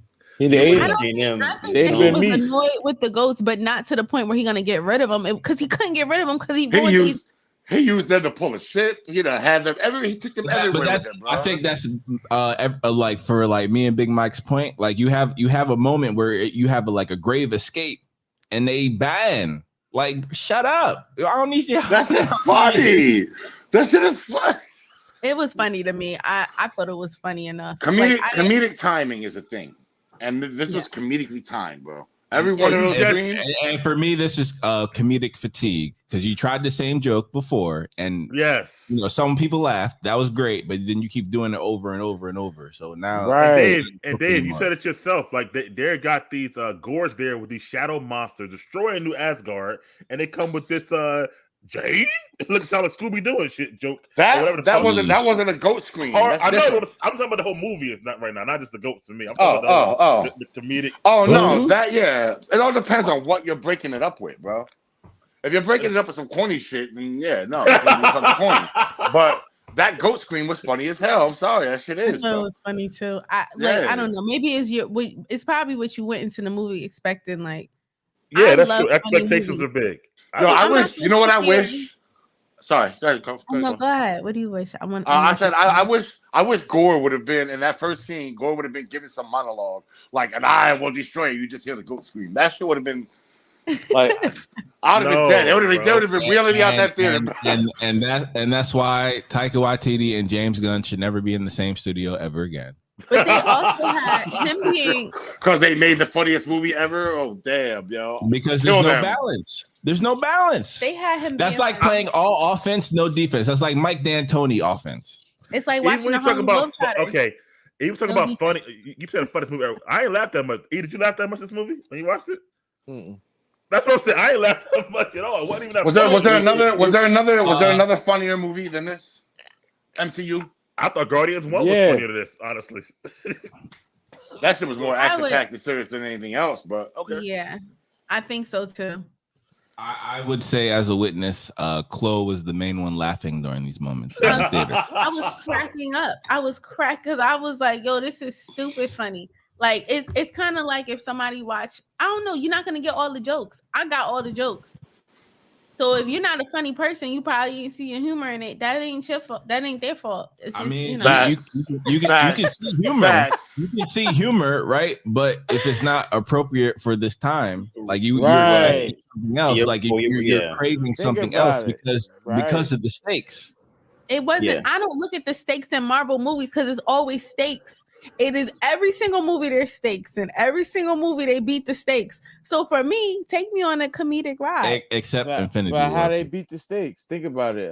His mom died, his dad died, his brother died. Everybody died. Why? Yeah, his planet died. Everybody died. That's literally the only thing that's guaranteed to every single person. Is every single person gonna die. So and then half of his people were snapped. Right. But then they go to the glitter land. Like, he still gonna see them again. Like, not all of them. Not everyone goes to Valhalla. The people he cared about went to Valhalla, right? No. It's a classist system. Only the elite go to Valhalla. Well, only if you're fighting in battle. So anybody can go. In a Viking society, the elite would be the fighters, the warriors. Yes, but not everyone in Asgard is a warrior. Well, I get that, but then in this movie, they basically said anybody who fighting in any battle can go to Valhalla. So if you just pick a fight with somebody and you die, you going to Valhalla. Like, because that's the case. Sif would have went to Valhalla, but she didn't make. Sif was alive. No, but I'm just saying. But she thought she was going to Valhalla. Because she was like, she died in battle. You gotta die. By the way, so you have to die in battle. You're still alive. By the way, that line was funny. That line was funny. He was like, maybe your arm is in Valhalla. And she was I'll be honest. That sounds like that's a comedic time joke. That was funny, yo. To me, that sounds like everyone gets a trophy, even the losers. But that's what happens. You got to know the rules, bro. That's why civilians. Like, it's okay. I'm gonna go to Valhalla. He said, "Nah, your arm in Valhalla, but you ain't going there. You better fight again." Yeah, and I said out loud, "You got me." I said out loud, "You got me." That was good. You got me. That I actually laughed at. I said, "You got me." Exactly. That was great. That was great. It really depends, but I think the Ghost overused. Anyway, let me move forward. But I do have my issues with Thor. Let's talk about the gods and Zeus. Let's talk about more comedy, actually, I guess. So let me start with you, Dave. How you felt about the gods and Zeus in this movie? Again, I thought they were. Once I saw this, I'm like, wow, they could have did without this. First off, you don't have a god of dumplings, bro. Like, I saw that. That's your boy Taika. It's marketing. Right. It's my boy Taika, bro. I can go get the text right now, Mike. When I was like, yo, Taika might be missing on this one. You're like, nah, Taika Waititi. Bro, everybody can miss. All right.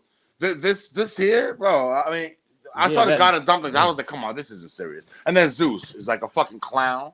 Now here's my question. Here's where my plot hole shit started fucking up in my head. So in that city, in Omnipotent City, they were safe from Gore. Right? Mm. And they knew that he needed Stormbreaker to get to eternity. Why don't you just go to Omnipotent City, lay down Stormbreaker, so long. End the movie. Roll credits. Because then he can't get to eternity. Thor ain't giving up Stormbreaker. At that point, you could have literally saved the world. Drop your weapon and save the world. Point, that is definitely a plot device. I agree. That's definitely a plot hole, bro. Wait. Thor. Well, not so much a hole, but a device. Hold on, Dave. Thor and them didn't know he needed Stormbreaker at that time. Zeus knew, but they didn't know. Actually, they didn't find out until they got to the shadow place, or Jane read the book, or she read whatever the fuck she read. Oh yeah, you saw the statue. Yeah. You're right. So I'll take that back. But yeah, I didn't like the how they made Zeus to be a clown. At all. I didn't like his long ass over blustered entrance. And when they killed him, I thought he should have stayed dead. I mean, correct me if I'm wrong, but he had an entire fucking lightning bolt go through his chest. Yeah, but it's his lightning bolt. Yeah, and he's a god. You can't be killed by your own weapon if you're a god. I'll be right back. I'm gonna go test it. I'm gonna go get my butcher knife on my butt. We'll test this, Josh. That's my own knife. That's all right. Right, but you're not a god. You're not Zeus. You're not a god. So you don't know how the mechanism works, young man. That's all. He said respectfully. Let me ask May, how you felt about the gods, Omnipotent City, and Zeus? That part, May. This is one of those moments where it was love and filler. I didn't need this. Maybe not. I didn't need it. It was there was other ways that y'all could have went about it. The gods, I saw some ones that I knew of. Bao was a big one to me. I kind of popped a little bit when I saw Bao. I ain't gonna lie. I mean, Zeus being who he was and everybody talking about his character and his demeanor, I actually kind of liked that, because I always like where there's a character who people perceive them to be one way, but they present themselves another way, with the intention, or basically the person who assumes that they are the way they are doesn't know that there's still that original side that you originally thought that they were. So Zeus is still that dude. It's just that he chooses to live in opulence and live in excess, and he likes what he likes. Don't get it twisted, though. That's still Zeus. And I kind of like that. It's one of those things where you don't have to be super serious all the time. You don't have to be this like this dude who reigns above all the time and be just like a goddamn noodle, like a uncooked noodle, just straight up, or a ruler. Dude likes stuff. He's flashy. He's pompous and all that stuff. But don't get it twisted. He'll use that lightning bolt and toast your ass. And I actually like that part. But just the whole coming to the Omnipotent City, y'all could have drove by it and talked about it and did something else. That was useless to me. I didn't need it. Okay. Chloe, let me get back to you, Chloe. I love Chloe's thoughts about this. How you felt about the gods and Zeus and stuff. Probably my favorite part. Okay. I like Greek mythology, and I like the whole fact about like the history about there was a god for everything. So like seeing the little sushi god or whatever he was, the Bao, just like the Pixar movie, yes. Yeah, I was like, oh, this is funny. Like, yo, it's really a god sitting here for everything. So I appreciated that. And I also like the visual aspect of it. It was beautiful to look at. And then I also thought that this is why it's a PG-13 movie, because they said the word orgy like 6, 7, 8 times. Right. They pushed the envelope on that one. Oh, they pushed the envelope. And to be fair, you do learn about that in Greek mythology in school, you do hear the word orgy, but not as a child. Like no. I'm not gonna be E-Money, man. Did y'all hear that term when learning about the Greek mythology and Greeks, ancient Greeks? I heard it at school at and 7 years mom. old, at 5 years old. Now maybe things change because Chloe is an educator. She's more recent in how they're educating children. But I'm saying for when we grew up, that was obvious. I learned it in school. The whole concept of mentor had to do with a older gentleman mentoring a younger gentleman, both sensually and intellectually. So yes. like I said, I learned more at school and then sometimes outside of school as well. All I'm saying is maybe if you're 13, you know what orgy is. But it made me really, as like a adult, like I gotta really pre-screen everything my kids watch. Like I'm not gonna be having, because kids ask questions. You bring it, like my nephew went to go see it. He's 10, so he at that age where he gonna ask you what's the orgy. And it's not like they said it one time and it was just like, oh, you're not invited to the orgy. And it was like, oh, but you're not invited to orgy. Well, I think I agree with you. What the heck an orgy is like? And then if a kid asks you what it is, you got to tell them the truth. You can't lie to them. Yeah, because they got phones. Google it. They all got a phone now. Well, forget about Google, because they, you know what I mean? And if they do Google it, they really gonna know what it is, because it's gonna come up a visual. But what I'm saying is, like, that can be a conversation that you don't have to have with your kid after watching Thor. But then again, if you really, I mean, you can't lie to your kid about it, because then they're gonna go around. If you say orgies like a bed of flowers, they're gonna be talking about orgies at school. And you're gonna get a call like, oh yeah, I saw some orgies outside. Like, it's not a bed of flowers. Like, no. You mean orchids. Yeah, you mean orchids. Like, as a teacher, I've had kids come up to me and say, yeah, my mom put weed in my hair. I said, your mom did what? My mom put weed in my hair. Weave. I said, weave? I said, what's weed? Oh, you know that stuff they put in your hair? And this is like a kindergartner. So, like, when kids hear words, they repeat them. So for me, that was just like extra. Like, then you have to do. And then it was like they said orgy, and then they ripped all his clothes off. So it's like context clues. That's fair. So I'm just like, which Disney is known for, by the way, all the way back for their cartoons. So, but I think, Chloe, you can't. I think I agree with you, but I think you can no longer assume that just because it's a Marvel movie, a superhero movie, that it's good for, I guess, elementary school kids anymore. But hear about this though, it's gonna be on Disney Plus. It's PG-13. Well, Disney Plus has that banner thing now. So when you log on to Disney Plus, the parental thing, then let you know whether you can say no PG-13. Yeah. Okay, so then they that's good, but still, like, I mean, I figure at 13 you would know what it is, but I get, and again, I don't know about y'all to close point, but at a certain age, if you're like 10 years old, your parents, especially if it's a superhero film, they're gonna go take you to see it. If you're around 10 years old, because that's literally what PG-13 means. You need a parent guardian if you're under 13. So, and to be fair, it could have gone over kids' heads, and maybe because I know what it is, it was just like jarring to me. And a lot of things that I remember watching when we were kids, I didn't get half of them jokes because I didn't have the context.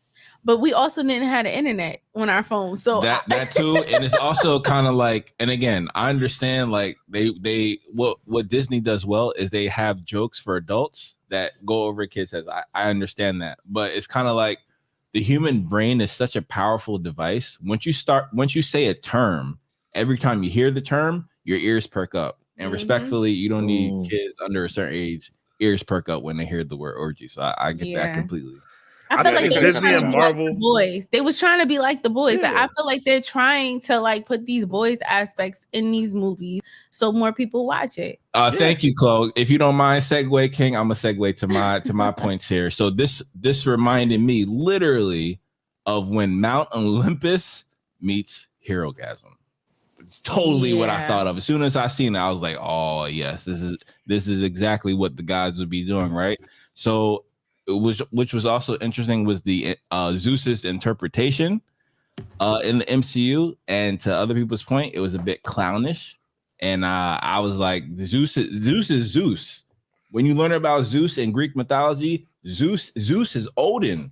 Yeah. But the fact that Zeus wasn't on the same level as Odin, power wise or respect wise, especially from Thor, you know what I mean? Especially with him and Hercules having the history. So I was just like,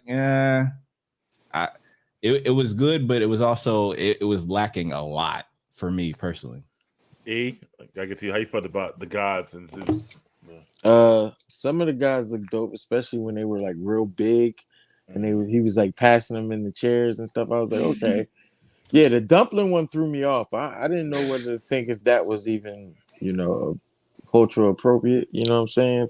It was a product placement. Yeah, because I seen that thing before in like The Simpsons or something. I don't know where that dumpling came from. I remember it Disney, from something. Pixar actually have a film called Bao, and it is a dumpling. Yeah. So yeah.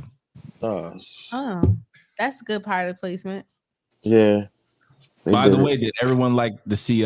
We saw Bass, the Panther. Bass, God, the Panther God was there.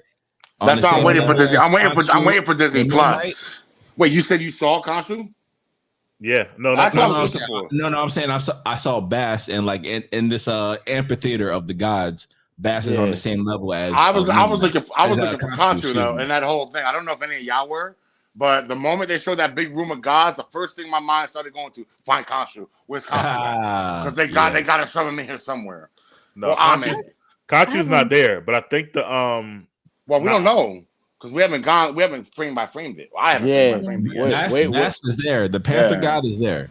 Yeah. By the way, guys, just the little thing out there. If y'all want to put the subtitles on and go back to Doctor Strange and go through the frame by frame through the multiverse, you'll see some weird shit on the subtitles. Just so that y'all know. Because it does give it away. Thank you, Dave. Yes. Yeah. So, the dragon from Shang-Chi is there though. You saw that, right? Yeah, for sure. My question is though, if they're all safe there, why all the guys just ain't there chilling? Why they gotta be there? I don't want to be there. Because they don't want to get killed. You want to be dead, or you want to be there? On the run, and he killing guys in all the galaxies near you. Wouldn't you just go to the safe space? Nah, maybe they all don't know. Because the gods are completely arrogant. That is essentially to be a god, right? Or essentially a soup. A soup is incredibly arrogant, right? And at the same time, I love the fact that how they showed what would happen when you have that what is it called? What? Amount of power? No. It'll come back to me. I'm sorry. Okay, now don't get you good. You good. Well, let's talk about the action in the movie. There were a lot of action scenes, and you alluded to it a little bit, Dave. On the Shadow Realm, we had some fight scenes, very visually stimulating on New Asgard, and then an ending battle as well. So, Dave, let me start with you. How you like the action in the movie? Well, that first battle with Jane and Thor and Gore, I didn't because his power is shadows, because it was happening at night, and whenever you put night against a fire, like fire or any kind of flickering light, it's very hard to see what the hell's going on. So I knew he was calling shadow creatures, but it was hard to see any kind of detail on them. I didn't like that first scene very much. I really don't like fight scenes in the dark for some reason. It's just, to me, the light brings out, most of the sequences, the moves you're doing. And then when he went black and white, I really didn't like that shit, because anytime my mind sees black and white, automatically I want to tune out. I'm like, I hate black and white stuff. So that didn't go too well either. That also gave me more of like that's when Gore's personality was really on display, and I'm like, yo, Gore laughs, Gore makes jokes. Like I read every comic book that had this guy from his inception to his death, and I don't remember him making jokes. But okay, I guess Christian Bale took the character that way. The final fight scene again was in a darkly lit area, so I gotta say I was kind of disappointed with the fight scenes. I wish they were more lit. The one thing I did have a problem with was Thor's ability to give the power of Thor to all these kids. Again, I think we talked about this the other night after the Ms. Marvel thing. That would have been a great power to use facing Thanos. Just give everybody there the power of Thor as well.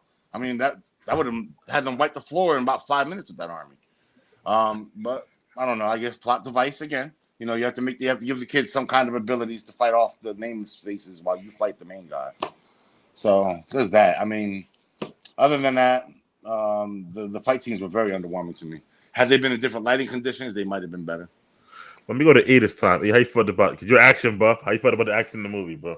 I kind of agree with him on the not being able to see the monsters as good as I wanted to see them, but I did like when they were fighting the big monsters when they first was fighting them, and it was like they was like switching off fighting the monsters. Yeah, I like that. That was one of my the better scenes for me.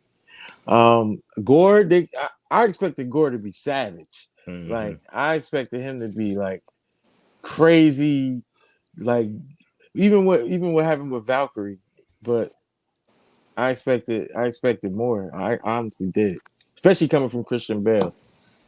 I wasn't expecting him to take the role as easy as he did, knowing how he did Batman.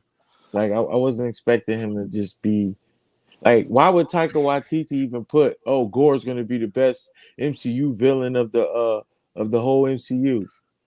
Motherfucker, you lied. Facts. Actually, E, I understand what your point. He lied in terms of what was released, but the deleted the scenes that were not used, they were Kevin Feige was like, nah, this can't be in the theatrical release because it's too much. So we all know the quality of Christian Bale. That was the executive decision by Kevin Feige to not put certain scenes in there, like the blood curdling scream he had when his daughter died, which would have made you invest even more. He was like, nah, that's too intense for MCU, audience, things like that, because it's Disney at the end of the day. Since you're already going, Josh, how you felt about the action in the movie then? But he stabbed the god in the throat. I mean, why we can't? I mean, it was interesting action, but at the same time, it was a lot to be desired. To everyone else's point about the upside down, me personally, I didn't mind because it's supposed to be similar to a wormhole. So Christopher Nolan references throughout the film from Jane Foster, and Interstellar is one of my favorite space theory movies, and then we have Christian Bale in there as well. So at the same time, to me, explains a lot what we're seeing in the MCU. And similar to Interstellar, love is something that transcends the multiverse, because Interstellar is something that transcends space and time, because that is essentially something that can go back in time, is like love, or go forward in time. So it's something that transcends time and space. And if we think about recent events in the MCU with people like Iron Man and Captain America sacrificing themselves and in their own authentic ways, to me, that aspect of it, and let's say movie making, that to me, that worked for me. And the previous point I had was that similar to the pantheon of gods you had there, you also had the parallel of, and we didn't get this until later, but the parallel of love being a new character. So it's similar, like how you have a god for everything, love being a different character, like its own person, and we see that with Thunder at the end. All right, May, how you felt about the action in the movie? Well, first off, I agree with mostly everything everybody said so far. Like, well said. I ain't got much to say except How about what was your favorite action set piece then? My action set. You know what? I actually like the black and white. Me personally, I like some of the movies like Sin City, things like that, where it's an interesting just take on a world, or just the tone of what's going on at the moment. Also, that being said, I also like the hint of color that you got when they use the lighting, like the hammer and things like that. I thought that was a nice touch too. So I would say that out of that, like my favorite set piece dramatically and just camera wise, cinematography and everything like that, I would say that the black and white scene was my favorite. I would say it's a part set piece. Okay. Chloe, how you feel about the action in the movie? I'm surprised nobody brought up my favorite scene when they killed Zeus. Did y'all see all the blood? But he didn't die. Well, that's irrelevant. But the guards. She's talking about the guards. I'm talking about when they were killing. It was a bloodbath, but it was sprinkled with glitter and gold. That to me was lit. I was like, yo, they ripping these people and they getting away with it because it's not red, it's gold. Exactly. Mm-hmm. And it was lit. Like if you really thought about it and was like, oh wait, if this was red, how would it look? It was a bloodbath. I thought that was the coolest fight scene I've ever seen in Marvel, because they were able to be creative with their gore but in a creative way, like in a way that was acceptable for 13-year-olds. I saw a Twitter comment earlier this week that said that fight scene where they're showing all the golden blood. They said that was what Mortal Kombat looked like when you turned the blood code off. That's facts. That's facts. Man, I was like, oh shit. That's for real. That's for real. I mean, it's a creative way to get away with it. I like, I love it. And if it glitters, it's me. That's my tag. And it also kind of goes in line with the way that they get away with things in Star Wars too. So it's very similar. So I agree with that, Chloe. Yeah, I thought that was actually one of the best choreographed fight scenes. Chloe, I agree with that. I thought I like the shadow joint too, man. I like the symmetry, the cinematography, the contrast, like you said, between their weapons and then the black and white. I thought that was dope. But the bookends, the first scene, which Dave's talking about on New Asgard, the fight scene, and then the last scene, I thought they were the worst too. Actually, the last fight scene, stuff like that. The eat my hammer scene. I hated that shit. Yeah. But to be fair, I have to give credit to the team for making Mjolnir essentially like the 10 rings. I like that. I like that animation. I thought that was cool. Oh, when she sends out the pieces and brings it back, that was a very nice touch, yo. That was a very nice touch. I also like the kids being with the power Thor. I thought that was cool. Nah, that ain't it. Thor's coming to my house next week and then we borrow the power. For me, it was cool because it was like the little kids, they were scared the whole time. They were kidnapped, blah, blah, blah. And then it was kind of like, he told him, like, you guys are all Asgardian. And the one kid's like, I'm not even from Asgard. Yeah, he's like, I'm not from there. I'm not from the house. I love when they do that in movies, though. I was like, I like how they had the little girl with the fucking teddy bear fighting like that. Shit I thought that was cute. Yeah. I liked it. Unfortunately, that's when you don't have any continuity because it's the same question all the Eternals get. Where were you when Thanos attacked? So it's kind of like, okay, why you ain't do that for every Avenger? All of Earth or all of wherever, or to give the power of Thor. Wasn't he depressed though at that period of time? I don't care. Why you he was still fighting? He was still fighting. When he landed in Wakanda, he wasn't in his depressed state yet. He hadn't killed Thanos yet. So he could have just said, give everybody here on this battlefield. Like he helped out Wakanda, bro. You feel me? He didn't know he had that power. That's what I was thinking, Chloe. I was thinking that in the other movies he was level 49 and he leveled up to 50 and he got that extra XP and unlocked that skill. Yeah. That's how I'm looking at it. Have you ever had that in the comics for the comic readers at all? Have you ever had that before? No. By Never. the way, Brother Main, I agree with you, but was there any moment we saw where he crossed over to the 50 threshold? Yes, that's true. When he came, you remember he was a slob. He was depressed, and then he went and he got his body together. He got his life together. This is something that we were supposed to get in Endgame, but they used it for this movie. And then remember, he also went through that journey of wanting to be a father, like giving his life purpose.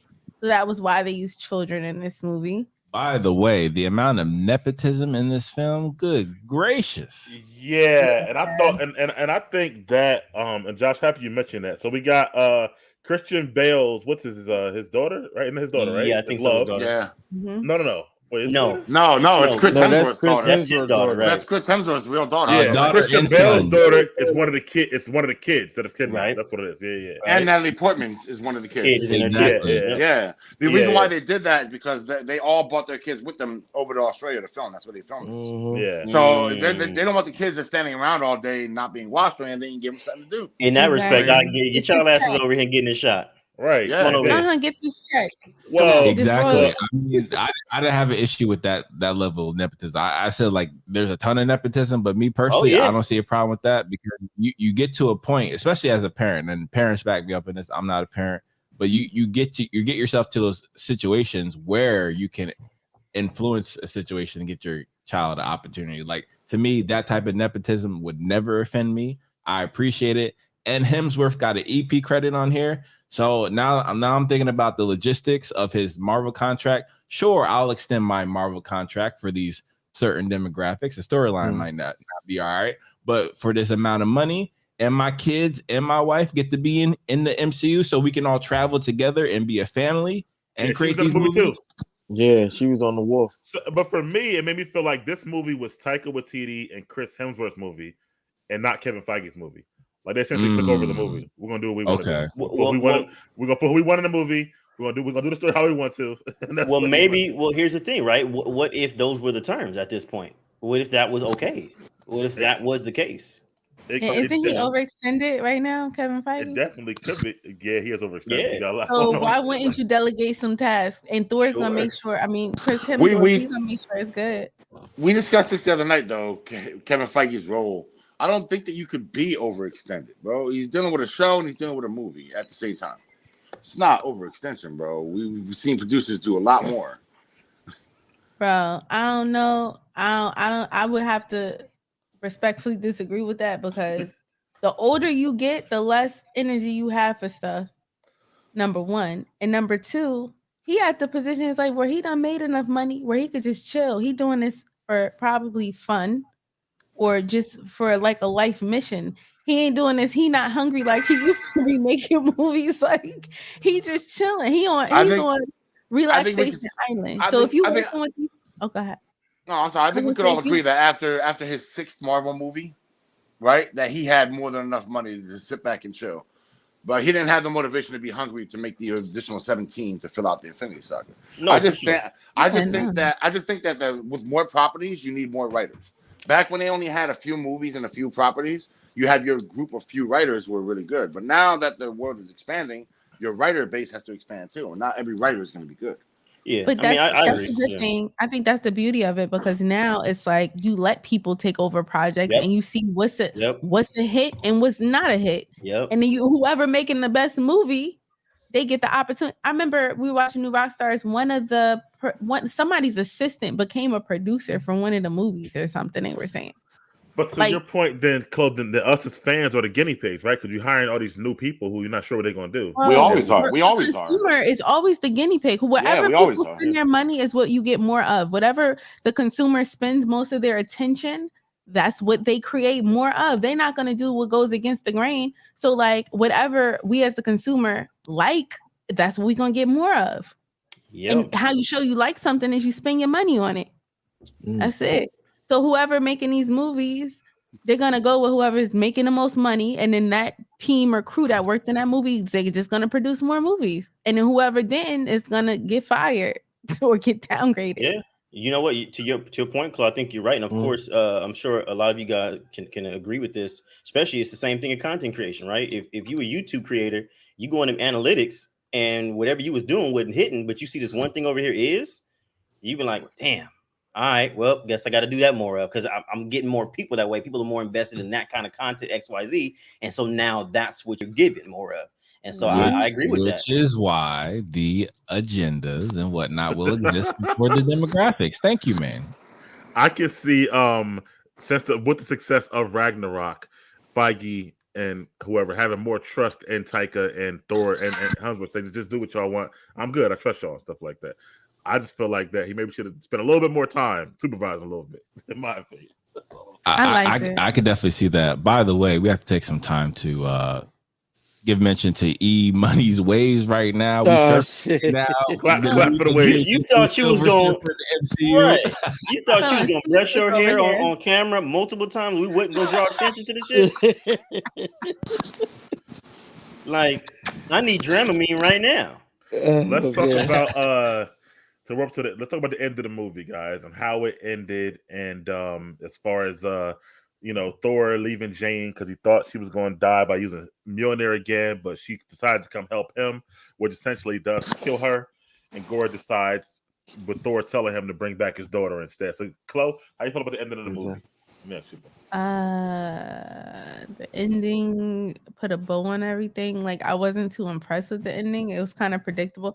I'm a type person, I like unpredictable movies because I'm always thinking, like, I like to be in a movie and just be able to turn my brain off, but I can't. So it's like I already seen that coming. I knew she was gonna end up in Valhalla. And it was predictable, but I liked it. It was cool. I was like, all right, this is the ending. She's gonna come back, she's gonna die, she's gonna be in Valhalla, he's gonna meet her again eventually 20 movies down the line.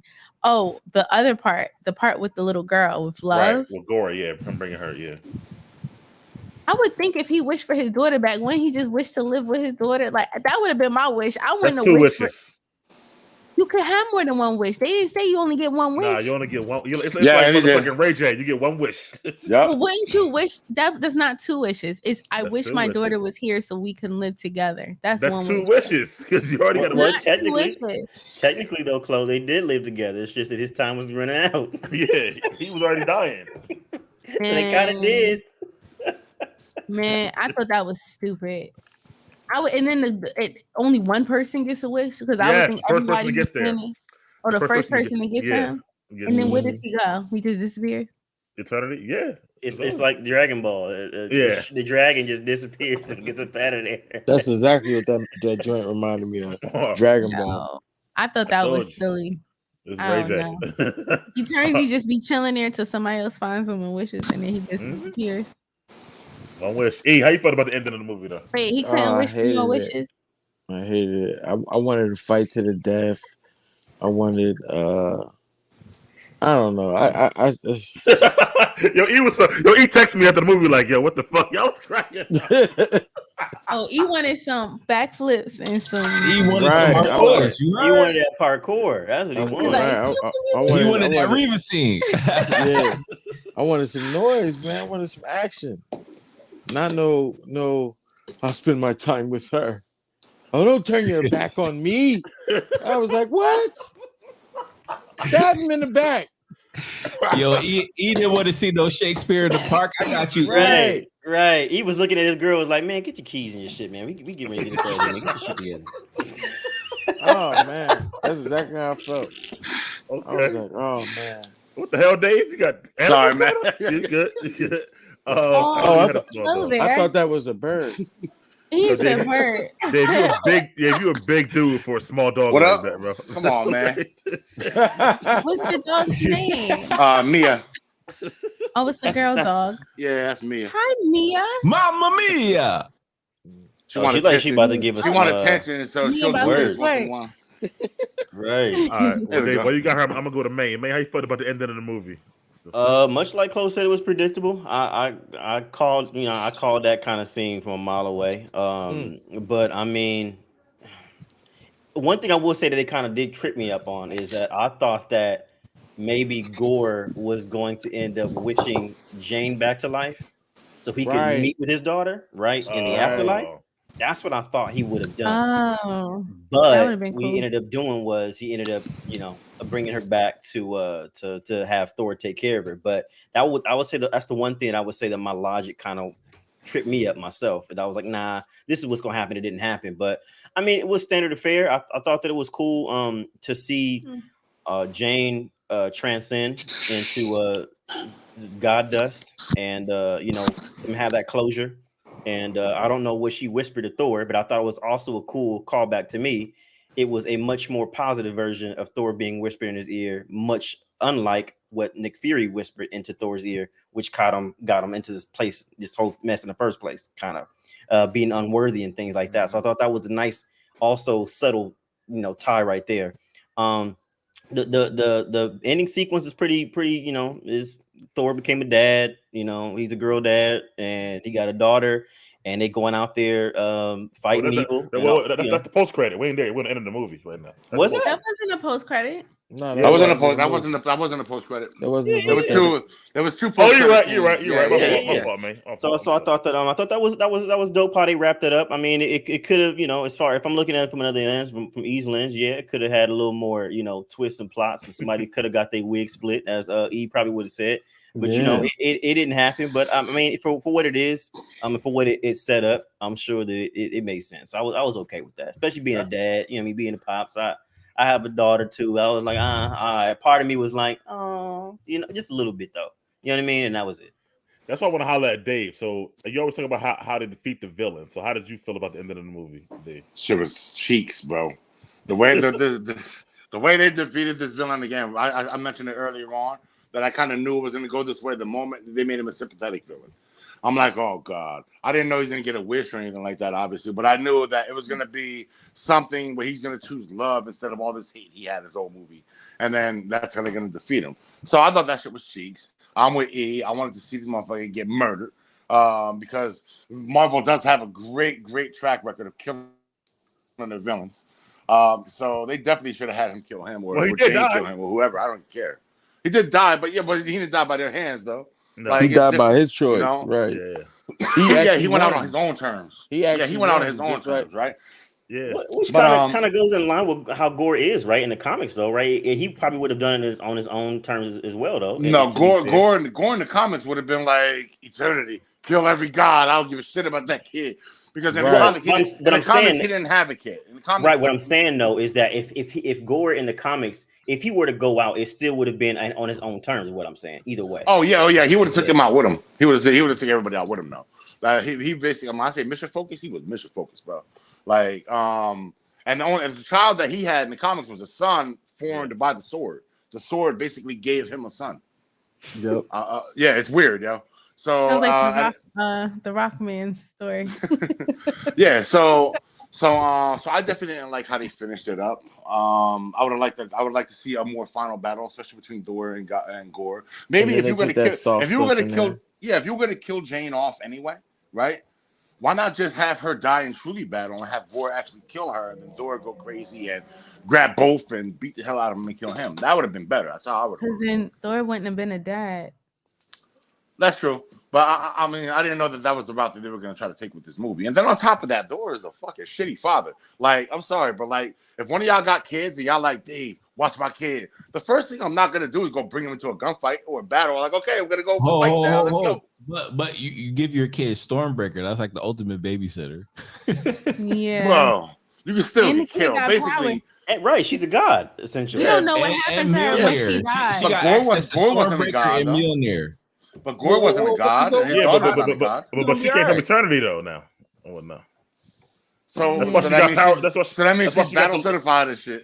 That's why she got laser powers in her eyes and all types of shit or whatever like that. Like, And her reflection made her almost look Yeah, like Captain. she's And on that- the dark side. Yeah. And that left me, and then left me very confused. Was I very happy to see that they finally put Eternity in the movie? Yes. I was also looking for Infinity. I was like, well, where's she at? Where's she She at? was there. But Infinity was there too with him. in that room, yeah, Infinity was there.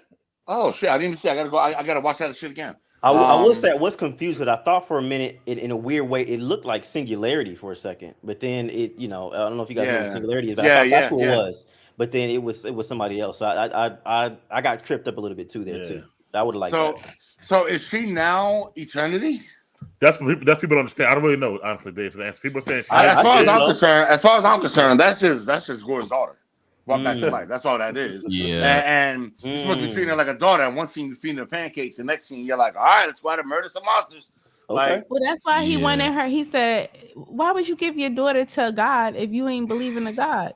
See, that was the part that I think was confusing. he was the Like, only one. He was the only one left. He's looking around. He didn't see nobody else but a God. So Well, yeah, but the whole thing is he went and brought her back, like, and that's what you were saying. That would have made a better ending for me because remember he had a whole scene where he was like, I'm happy my daughter is dead, so she don't got to deal with this stuff because he hated the gods. So then at the end, it's like you save your daughter to give her to a god. It didn't make any sense. He turned his daughter into a god and then gave her to a god that he was trying to kill the whole time. So it didn't really make that much sense to me for that type of wish. Like he should have wished something different. yeah, like he said, this villain was not the greatest at all. Not at all. So we got lied to on that front. Yep. But yeah, Snippet. but I thought they ended the movie.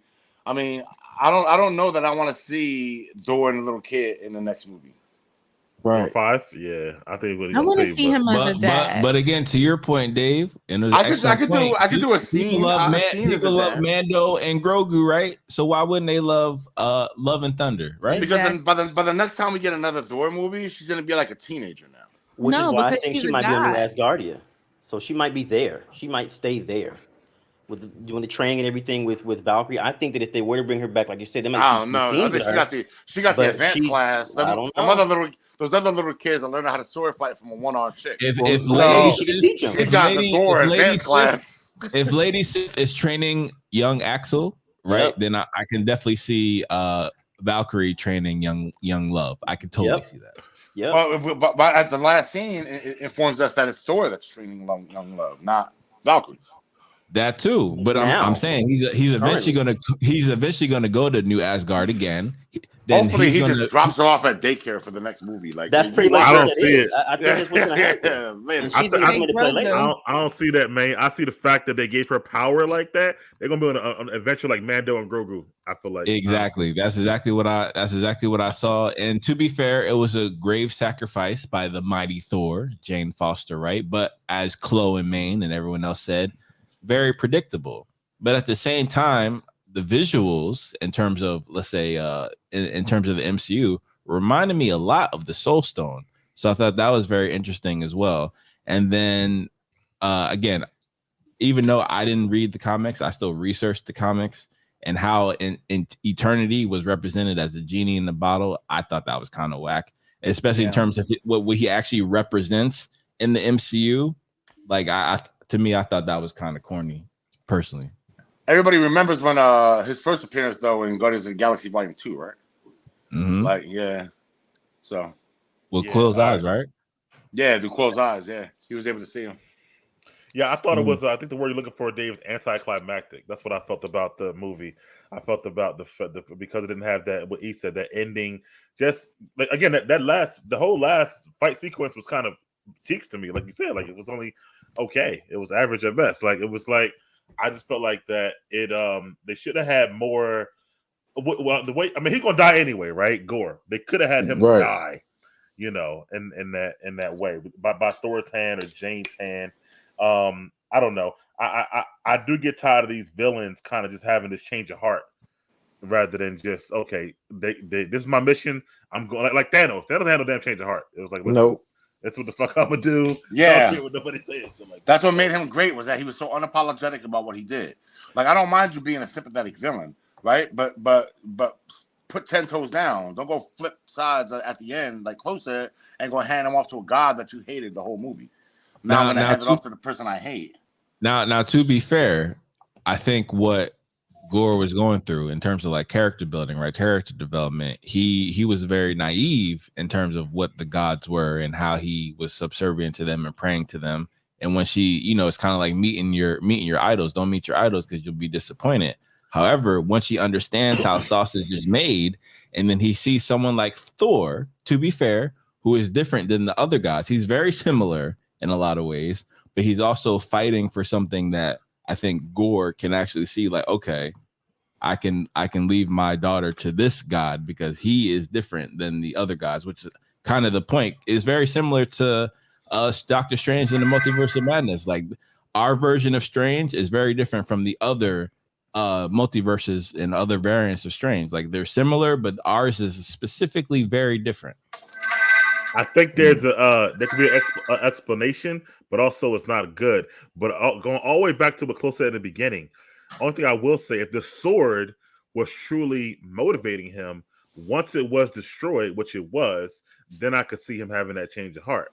But then that'd be bad if it was the sword for me at the same time. So it kind of goes like, back and forth. But it seems like once the sword was gone, he could remember when the sword got destroyed, his colors start coming back. So maybe he did, have that type of change of heart. But either way, I didn't really enjoy the ending. Let's talk about the post-credit scenes. One with the Hercules from with Zeus, and then Jane and Valhalla with Heimdall. Chloe, what do you think about those post-credit and end-credit scenes? If you watched them, I don't know if you saw them. I feel like we didn't even touch on the Rock Man. What's his name? Oh, I'm sorry. Go ahead. That's your boy. No, talk about Korg. Go ahead, Chloe. Let's talk about Korg. Go ahead. That was his name stuff, is Korg? man. Yeah, that was some sweet stuff. So they always adding that in there. Very, very goofy stuff.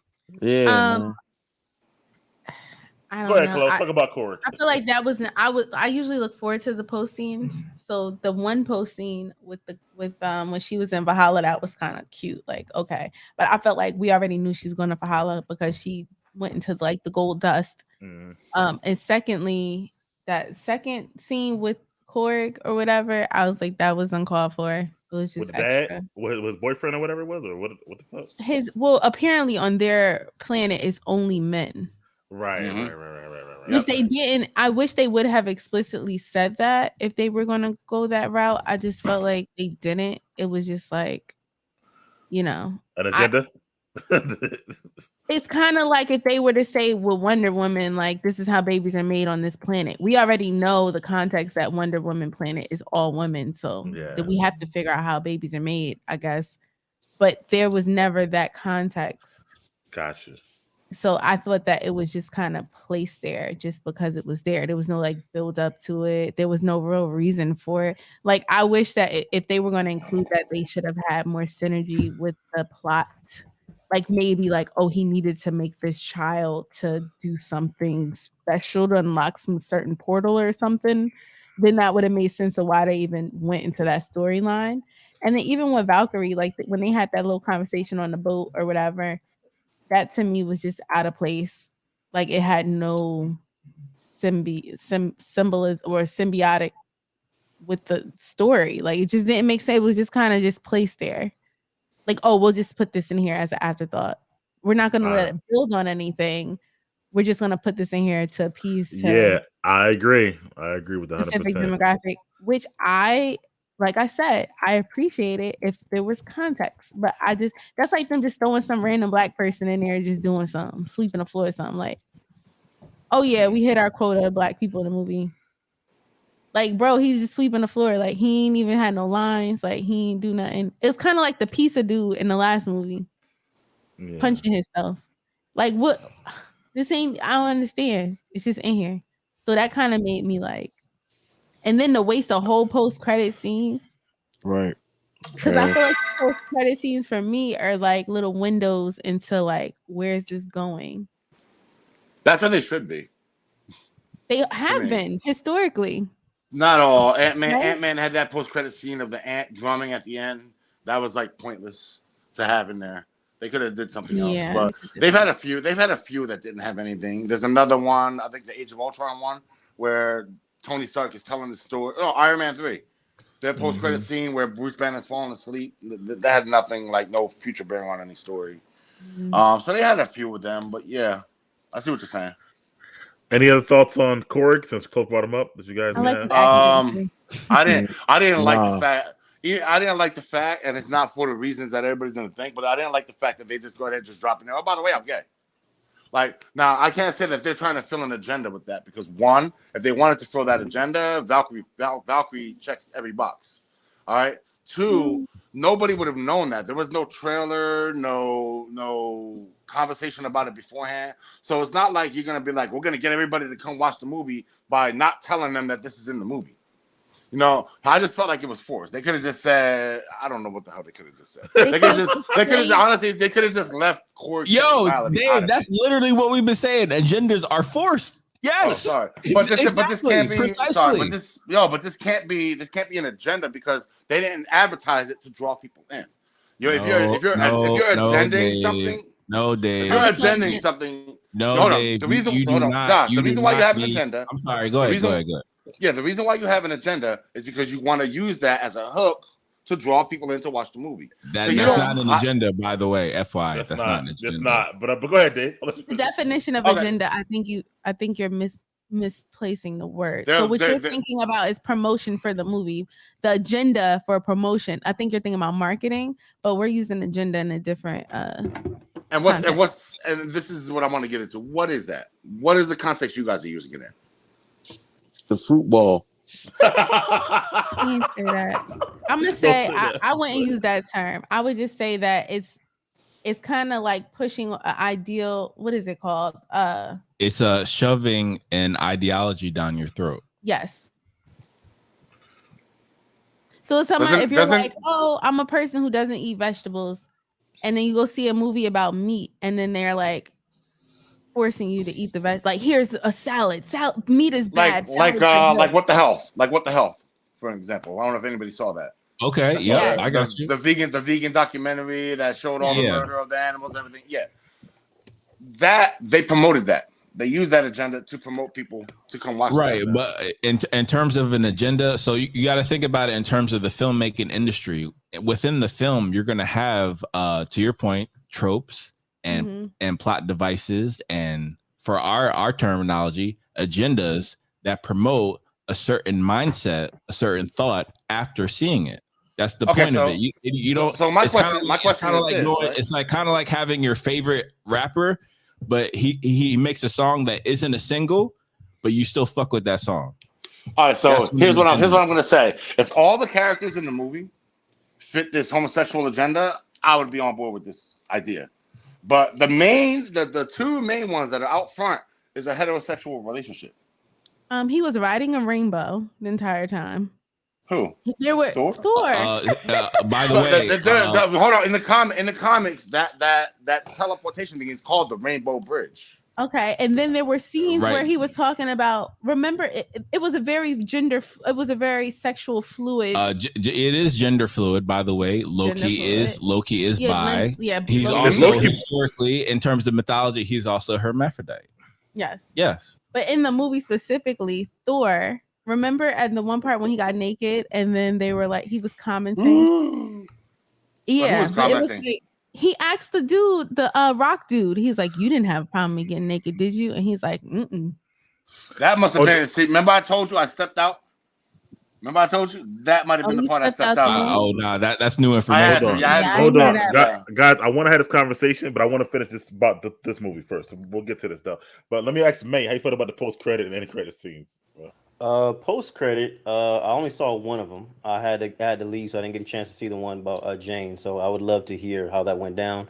But I didn't. I thought that it was cool. I mean, I expected something along the lines that it was going to tell some kind of narrative or tell some kind of story. But I was more actually looking forward to what happened afterwards, which is what I missed. Yeah, it was Jane. It was Jane showing up in Valhalla. Go ahead.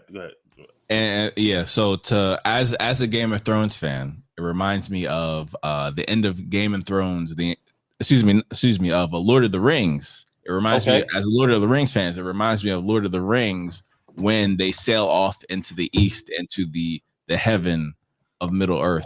So Valhalla was very reminiscent of that. It's literally scene for scene reminds you of that post credit scene in Lord of the Rings in the extended version. But at the same time, it was very interesting how they blend the agenda with Korg, right? Because it's definitely an agenda. However, they make it very similar to birthing a celestial, which I thought that was very interesting. Wait, how did you? No, the celestial, they just planted the seed in different planets, right? And with Korg, they just hold hands over lava.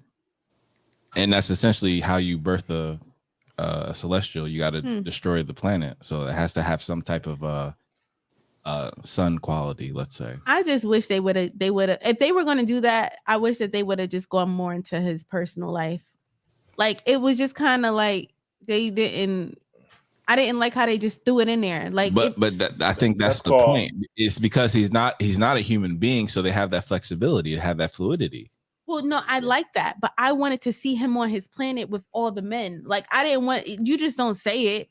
Like, I see what you're saying. You get what I'm saying? Like, if you were gonna say, I wanted to be invested in his love story, but they just didn't have a love story. They don't do it for Valkyrie either. Give her a love story really either. It's just at the end, you just holding hands with this dude over some lava. Like, bro, who is this man? He ain't even bought you dinner. He ain't even took you out. He didn't say I love you. You didn't find him. Like, I think that when he walked past, like if he was in the God realm or whatever, and he walked past somebody and made googly eyes or something, and then later on we seen them in a love relationship, I think that I could have accepted it more than you just having him fall in love with some random rock dude, like, just to put it in there. I mean, Korg, he's a rock at the end of the day, right? So I feel like you expect too much emotions from Korg. No, not emotions. I wanted to see other rock people. Like, oh, okay, I see what you mean. I got you. Okay, it had to have some type of build up. Like, take me to his planet and let me. Close saying either give me all of it or give me none of it. Don't give me none of it. Yeah. I think that's the point of the agenda. Sorry, man, but go ahead. Are you good? I think that's what Chloe's also saying is that at this point we know Korg. We've known Korg for a minute. In one of the movies, we've seen Korg. So I think that's what she's also getting at too. Like, at this point, my man's been in another movie full time. What's good? So I get that. I get what you're saying. Yeah, and I think it's like, stop. If you're going to do it, then do it. But don't like give me part of the story or try to. I do think that's what I'm saying. It's part of the agenda. It's part of the gender fluidity, because it's not necessary to be non-binary. right? Because binary, you have to choose this person for this specific reason. Maybe that's not the case In his for case, Korg yeah, and the Rock Korg. people. But it's not Like, just get that. Korg, it's also Valkyrie. They do the same thing. They give you like a Valkyrie too. tease. They're Yeah, like, they didn't tell us her whole, like, how did she meet her girlfriend? Didn't the Right, girlfriend right. just dies? Like, right. They'll give give me you the story. more. Like, I mean, I'm sure we're gonna see that further down the line. I don't think so. Personally, either. I think it's actually a certainty that we're gonna see Valkyrie's love story. That's a certainty. We're gonna see that at some point. Let me wrap it up because that's the end of the post. Oh, I'm sorry, Dave. I missed you. Post credit, end credit. Any thoughts on Hercules? Where that goes from now on? Oh yeah, I forgot about that one. Yeah, so seeing Hercules, man, for the first time, like the actor, he's a good actor. Like I said, I know him from Ted Lasso.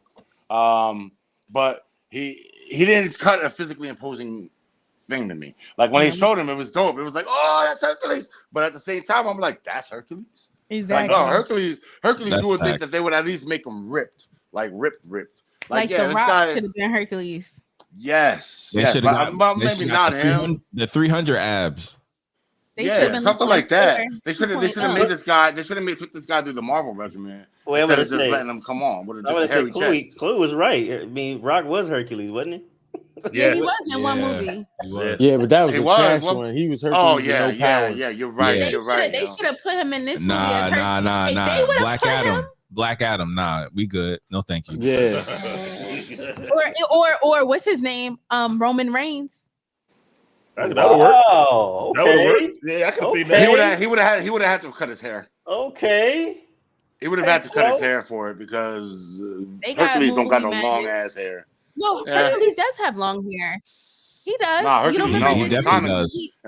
in the comics, Hercules got the short little curls up top with the headpiece going around. Nah, Interesting. He looks like a nah. freaking Hey, hold Hercules. on, hold Depends on on. which Hercules you're talking about. You Yeah, talking about about to this in the I'm talking about the comics MCU. I'm now? talking about the MCU Hercules. No, in That's the what I'm new- talking about. In the new comics, he has he got his hair and then he got it in a ponytail in the back.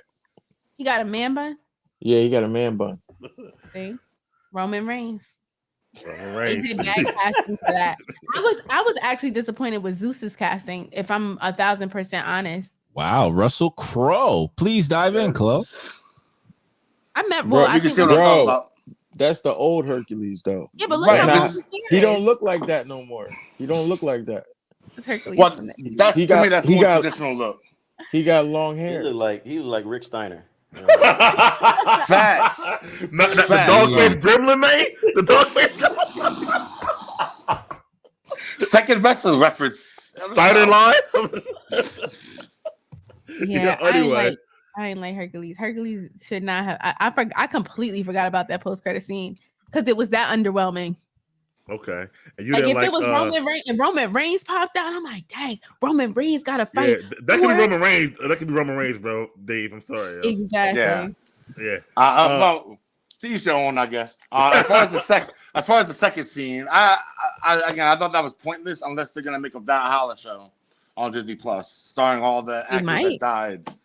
Which I have no idea how that would If they go. made Loki, Like- Loki next season might be in Valhalla. Yeah, and they're having a They better not. They Wakanda better show. not. So why not have an Asgard show Man or bun. Valhalla show, whatever? yeah, I see it. Well, I see it, Valhalla is basically heaven. So you're gonna be watching a show about yeah. everybody. Yeah, getting what they you want. got him again. What kind of problems are gonna be in heaven? Well, that happened in Moonlight. Remember? I think. Oh snap, man, That's but it. Man bun. Yeah. That would be so whack, yo. I mean, I Sorry, feel like if they do Valhalla, it'll probably be a cameo scenes like throughout the MCU. I feel like that would be more appropriate. But I mean, you see this Hercules, right? The one they put on screen for us. Yeah. Did he have long hair or a man bun? nah, Yeah. it was short. Oh, Wait, sure. well, so I it couldn't tell. kind of lets He us looked know like what that. direction they wanted to go. He looked like In a this one, bad though. direction. His In a outfit horrible was like direction. this. He I had don't that know. outfit on. That reminds me. I of don't like a know. Street That might be Fighter that might version that of might fill the Hercules. agenda of dudes wearing man buns. They ain't nothing but a Man. buff ass solid snake. I think Yeesh. you're gonna see Jane and Heimdall somehow playing a part from Valhalla, the next Thor movie. Honestly, that's what. Yeah, like a Force Ghost. I got you. Yeah. That's gonna be weird.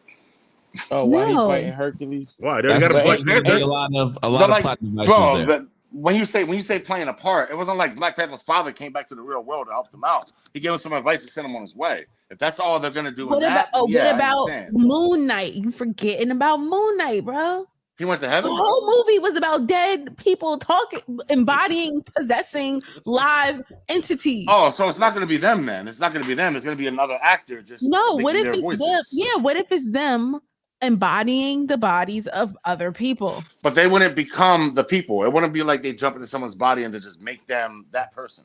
Isn't that what Like happened in what Moon movie? Knight? But you got to be a god first. No, they embody those people, and those people stayed the same looks. They weren't all Egyptians they over looked there. the There was, same, but they I were seen a white dude there. there Yo, was Dave, white dudes in I Egypt. think they're going to retcon a little bit and have Heimdall, because remember he could see from Valhalla back to Earth and talk to Thor. They wouldn't have put his son out there so much. Yeah, And take we're him gonna with say his you son. inherited your You would father's have to talk powers. to Axel. Axel. Yeah, his No, son. so he's gonna fill the Yeah. Heimdall role from now on. Yeah, heck. There's no No, need no. for Heimdall to come down and see shit when his son can see shit. We're No, gonna to see him them. talking. Yeah. Right, see him talking to him, exactly. That's what I'm See the saying. actual actors in the movies, So- not the characters. So basically, he's gonna be like a human being, a human cell phone to Valhalla. Basically, yes. That's exactly. Yeah, what he was doing this whole movie. Yeah. With the yellow eye thing. That's what I see, Dave. I'm sorry. That's what I see. Wait, Heimdall didn't speak to his son during this movie. No, But Not Thor, yet. No, not not yet. yet. But Right. Thor spoke to him. Right. And remember, Thor even talked about the dad. He like, your dad named you whatever. He's like, my name's Astrid. Axel. Yeah, Like, bro, your name Wow. ain't Axel. So I think he's gonna change his name back to what his dad named him. And he Yeah, changed too. it to Axel because of Axel Rose. Right, really, right. Really 80s themes. My Right. goodness. Yeah. My man ain't his name ain't Axel, nor is it whatever the hell it is. It's Walkie Talkie. That's what his name. I didn't know Axl Rose meant 80s. Well, I mean, at the time it was big. I mean, you know, Axel Rose. I mean, you have That's what he to. said. I mean, Axl Foley. It could have been after Axl Foley. Nah, No, Nah, I he think was he was wearing Axl the- he Rose. was wearing the I'm t-shirt. sorry, Dave. You had Axel Rose in the soundtrack, bro. I understand, but that doesn't mean that they heard the sound. Very, very Now intentional with you're his making stuff. like the characters are self-aware of future events. Like Heimdall was like, "Oh, but that's why they wrote it in the movie, though. I'm saying. Yeah. Heimdall you didn't think- make him. Heimdall didn't name Axel. His name was Astrid. The kid changed his name to Axel. Which is Yes. a very Asgardian Scandinavian name for sure. Oh man, definitely. Let me ask you a Chloe first. Let me go to Chloe first. Chloe, are you sticking with your 9.5? No, we want to rate the movie right now. Compared to the movies I've seen and Marvel's come out recently, yes. Okay. I'm gonna say like a 9.25. Like it's still No. It went down. It went It went down a little bit, like a little smidgen, because of the others. I feel like because of other things we discussed throughout this. Okay. All right. That's right. But it's definitely a 9. Like I'm gonna recommend the movie. Like I would sit there and watch this movie over. It gave me joy. Like I was entertained. I felt happy after leaving the theater. Like before I went to go see it, my sister was like, I don't know. Let me know how you think about it. What you think about it? And I'm like, girl, I love that movie. Like out of all the Marvel movies, especially the ones that just came out, like Spider-Man was cool. This is up there with Spider-Man for me. Okay. All right. Fair enough. Josh, your other half. Let's see how you rate it, Josh. For me, if I'm going to rate it as a casual fan, I'll give it an 8. But being that I'm astute in the MCU lore, I have to give it a 6. So for me personally, as I said before, if this movie was not in the MCU, I would never see it. I would never even think about it. I would never even think twice of even going to it wouldn't even compute. Like How you really feel? no, seriously. So the whole in terms of the whole aspect of the 80s rom-com, like and it's like a 80s genre based upon the love novels, like the Jane Foster novels, like that's part of it as well. So for me, like there's essentially a rom-com in the MCU, and without the superhero elements, I would not be invested at all. So a 6 for me as the MCU fan. As a casual fan, speaking totally objective, as a blockbuster, being entertained, 8. Dave, how about yourself? I get this movie the day I saw it. The first time I saw it, I told my girl, my girl was like, "Oh, it's like a 7.5." I was like, "It's like a 7." The second time I saw it, because I saw more of it, I wasn't getting up as much. It kind of went to a 7.5 too. And mind you, I recommend any Marvel movie over a 7. So definitely would recommend this to somebody. It was an extremely entertaining movie. I think it's the funniest MCU movie that I've seen out of any of the films. including the Guardians movies. Mhm. There was just more gags. It was just more likable gags, more cut jokes. So yeah, I'll give it a 7.5. Main. I also give it a 7.5. Good. 7.5 don't mean it's bad. It's good. It ain't great. It ain't excellent, but it's good. I'll there was some things that I didn't agree with, but that doesn't mean that, as a Marvel fan, as a movie fan, that there weren't some things that got me either invested or got me thinking or appealed to me in some kind of way. You can disagree with things and still have some kind of respect or understanding and still find something likable about it, which I did. So that being said, I'm gonna give it a 7.5. And I'm right there too, actually, with Dave and May. I'm at 7.5. It was about a 7 the first time. I called it a Dave, and then I went to a 7.5. That's all the second time. I didn't sleep at all the second time, so I was entertained.